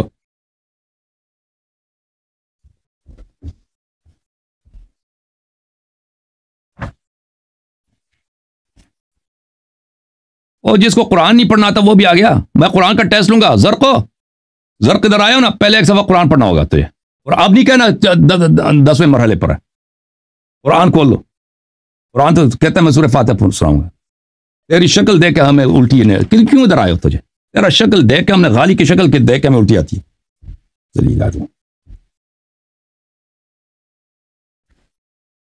قرآن تیار کر، کھول رکھو زرق، ملاحظہ فرماؤ، بسم اللہ الرحمن الرحیم، وجاء قومه یہ سورہ ہود ہے، اعوذ باللہ من الشیطان الرجیم، وجاء قومه يهرعون الیہ من قبل وكانوا يعملون السیئات، حضرت لوط دیکھ، حضرت لوط علیہ السلام کی کہانی یہ ہے، حضرت لوط علیہ السلام کے قوم بد عمل بجا لاتے تھے، وہ خرید و فروخت میں بھی ترازو میں اوپر نیچے کرتے تھے، خریدنے کے لیے ایک وزن تھا، بیچنے کے لیے ایک وزن تھا، اچھا، اور یہ مدائن میں بھی تھا نا، اچھا مدائن میں تو یہ لوگ، اور دوسری یہ تھا کہ یہ لوگوں کے ساتھ، اپنے مردوں کے ساتھ غلط کام کرتے تھے اور ریپ بھی کرتے تھے، مردوں کو ریپ کرتے تھے، ان کی عورتیں آپس میں لگتی تھیں، تو کیا یہ کام تھا۔ تو حضرت جبرائیل اور میکائیل اور بعض ملائکہ مقربین آئے ان پر عذاب نازل کرنے کے لیے، ان پر قوم لوط پر۔ جب وہ قریب پہنچے ہیں تو حضرت لوط علیہ السلام نے دیکھا وَلَمَّا جَاءَتْ رُسُلُنَا لُوطًا سِيءَ بِهِمْ وَضَاقَ بِهِمْ ذَرْعًا وَقَالَ هَذَا يَوْمٌ عَصِيبٌ۔ لوط علیہ الصلاۃ والسلام نے کہا کہ یہ تو بڑا سخت دن ہے۔ کیوں؟ کیونکہ یہ خوبصورت نوجوان میرے گاؤں میں آئے ہیں، میرے شہر میں آئے ہیں، ان کو تو ریپ ہو جائیں گے یہ بیچارے، یہ تو بڑا سخت مرحلہ ہے میرے لیے، کیونکہ لوط علیہ السلام کو بھی پتہ نہیں ہے کہ ملائکہ آ رہے ہیں۔ تو ان کو جلدی سے لے کے اپنے گھر لے کے آئے، اور قوم والوں کو پتہ چل گیا کہ ان کے گھر میں خوبصورت نوجوان آئے۔ وَجَاءَ قَوْمُهُ يُهْرَعُونَ إِلَيْهِ، قوم جلدی جلدی دوڑتے ہوئے آ گئے، سرعت کے ساتھ آ گئے۔ وَمِن قَبْلُ كَانُوا يَعْمَلُونَ السَّيِّئَاتِ، اس سے پہلے وہ آپس میں کر رہے تھے، اس سے پہلے اس کے قوم کیا کر رہے تھے؟ آپس میں لواط کرتے تھے ایک دوسرے کے ساتھ، ریپ کرتے تھے ایک دوسرے کو۔ انہوں نے سنا کہ خوبصورت نوجوان تو اس کے گھر میں ہے، اس نبی کے گھر میں، جب سب ادھر پہنچ گئے۔ قال یا قوم هؤلاء بناتی ہن اطہر لکم، یہ کتاب تفسیر قومی میں موجود ہے کہ ان کے اپنے ازواج کو اپنی بیٹی کہا ہے۔ حضرت لوط علیہ السلام نے کہا کہ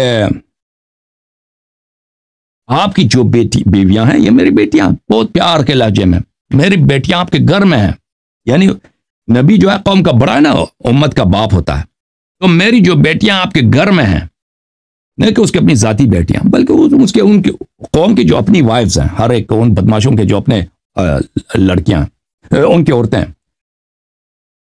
وہ آپ کے گھر، ہن اطہر لکم، تمہاری اپنی بیویاں ہیں، تم جا کے ان سے کرو، ان سے جو تمہاری شہوت ہے ان سے تم ہم بستر ہو جاؤ۔ فاتقوا اللہ ولا تخزونی فی ضیفی، اللہ سے ڈرو اور مجھے میرے مہمانوں کے سامنے تم مجھے بے عزت نہ کرو۔ الیس منکم رجل رشید، کیا تم میں کوئی ایسا شخص نہیں ہے جو باہمت آدمی ہو، جو باہدایت، ایک ابھی آدمی نہیں ہے، جوان آدمی، کوئی صاحب ہمت آدمی، کوئی جس میں مردانگی ہے، ایسا کوئی نہیں ہے۔ تم ایک مرد مہمانوں کے سامنے میرے گھر میں تمہارے قوم کا بزرگ ہوں، میں تمہارے قوم میں ایک نبی ہوں، میری دین کو نہیں مانتے لیکن کم از کم اتنی نامردی کہ آپ میرے گھر میں دو ادھر گھس گئے ہو کہ ہم آپ کے مہمانوں کے ادھر ریپ کرنا چاہتے ہیں۔ تو یہاں پہ جو جملہ ہے وہ کیا ہے؟ نبی نے فرمایا کہ تم جا کے اپنی بیٹیوں سے کر دو۔ قالوا لقد علمنا ما لنا فی بناتک من حق، قوم لوط نے کہا تم اچھی طرح جانتے ہو کہ آپ کی بیٹیاں ہمارے لیے حرام ہیں۔ یہ کس بیٹیوں کی بات ہو رہی ہے؟ دیکھیں، حضرت لوط علیہ السلام کی صرف 2 بیٹیاں ہیں، وہ اپنی بیٹیوں کا آفر نہیں کر رہے تھے کہ تم آ کے میری بیٹیوں کے، وہ قوم بھی بدکار ہے، کافر ہے، اپنی بیٹیوں کو آفر کر دے کہ تم میرے بیٹیوں کے ساتھ آ کے یہاں پہ کچھ کر دو، شادی کر دو۔ 2 ان میں سے شادی کرے گا ان کی بیٹی، بقیہ پھر تو ریپ کریں گے نا اس کے مہمانوں کو۔ اس کی اپنی بیٹیوں کی بات ہی نہیں ہو رہی ہے، وہ قوم کی، ان کی امت کی، قوم کی جو عورتیں ہیں ان کی بات ہو رہی ہے، جو ہر ایک شادی شدہ ان کے ازواج کی، ان کی وائفز کی، ان کی جو بدماش آئے نا ان کے گھر میں، مثلا 10-15 گنڈے آئے ان کے گھر میں گھسائیں کہ ہم آپ کے مہمانوں کو ریپ کریں گے، ان کی بیویوں کی بات ہو رہی ہے۔ وہ کہتے ہیں آپ کی جو بیٹیاں ہمارے گھر میں ان سے ہمارا کوئی دلچسپی نہیں ہے، وہ ہمارے لیے حرام ہے۔ یہ مذاق اڑا رہے ہیں کس کے؟ نبی کے، کہ آپ کی شریعت میں یہ ہمارے لیے حرام ہے، حالانکہ نبی لوط علیہ السلام کی شریعت میں وہ اپنی بیویوں کے ساتھ اگر نکاح کر لیں، ہم بستر ہو جائے، حرام نہیں ہے۔ سمجھ میں آ رہی نا بات آپ کو؟ یہ حرام، بلکہ یہ جائز ہے۔ یہ کہہ رہے ہیں کہ حرام ہے، تو کس بات کو حرام کہہ رہے ہیں؟ اس بات کو حرام کہہ رہے ہیں کہ اس بات کو کہ اس کی شریعت کا مذاق اڑا رہے ہیں کہ اب عورتوں کے ساتھ ہمارا تو جماع ہی حرام ہے، عورتوں کے ساتھ ہم کاپیولیشن کر دیں، سیکس کر دیں، یہ تو حرام ہے بھائی، ہم صرف مردوں کے ساتھ ہمارے لیے جائز ہے۔ ٹھیک ہے نا؟ آپ سمجھ آ رہی نا بات آپ کو کہ یہ مذاق اڑا رہے ہیں، یہ شریعت کا، دین کا، نبی کا، یہ نبی بوڑھا جو ہے اس کے گھر میں آئے، ابھی اس کے مہمانوں کا ریپ کریں گے، مزہ آئے گا، اس کا اس طرح مذاق اڑا رہے ہیں۔ تو بہرحال یہ جو بنات کی بات ہو رہی ہے، یہ نبی کی بنات کی بات نہیں ہو رہی ہے، بلکہ قوم کی بنات کی بات ہو رہی ہے۔ اگر کوئی کہہ دے کہ نہیں نبی کی بنات کی بات ہو رہی ہے، تو پھر یہ تو کفار کا جملہ ہے نا۔ نبی کی جو بات ہے وہ تو یہی، ہؤلاء بناتہن اطہر لکم، لوط علیہ السلام کہتے ہیں میری بیٹیوں کے ساتھ تم شادی کرو۔ اگر تم کہتے ہو کہ نہیں ہم نہیں مانتے، بنات سے مراد کیا ہے؟ بنات سے مراد خود لوط علیہ السلام کی بیٹیاں، ٹھیک ہے، ہم چل سلم کہتے ہیں مان لیتے ہیں۔ پہلی بات ہے کہ حدیث کے خلاف ہے، تفسیر قومی میں اس کی حدیث موجود ہے، اس سے مراد ان کی اپنی ازواج ہیں، لیکن ہم مان لیتے ہیں، چلیں آپ مشاجرے کے طور پر سلمنا۔ تو پھر تو یہ تو نبی نے جب کہہ دیا کہ میرے بیٹیوں سے شادی کرو، تو پھر یہ تو ثابت ہو جاتا کہ نبی کی بیٹیوں کے ساتھ شادی کرنا جائز ہے. اور وہ جو لواط کرنا چاہتے ہیں وہ کہتے ہیں ہمیں بیٹیاں نہیں چاہیے، ہم لواط کرنا چاہتے ہیں. وہ تو ان کا جملہ ہے، ما لنا فی بناتک من حق، ما لنا فی بناتک وانک لا تعلم ما نريد. تم چاہتے ہو، تمہیں پتہ ہے کہ ہم کیا چاہتے ہیں، ہم لواط چاہتے ہیں، ہمیں عورتوں کے ساتھ کوئی دلچسپی ہے ہی نہیں. تو اس کے ساتھ کیا ہوا؟ اس کے بعد حضرت جبرائیل علیہ السلام نے اپنے پر سے مار دے ان سب کو، پاگل وہ آنکھیں ان کی اندھے ہو گئے، نابینا ہو گئے وہ سب.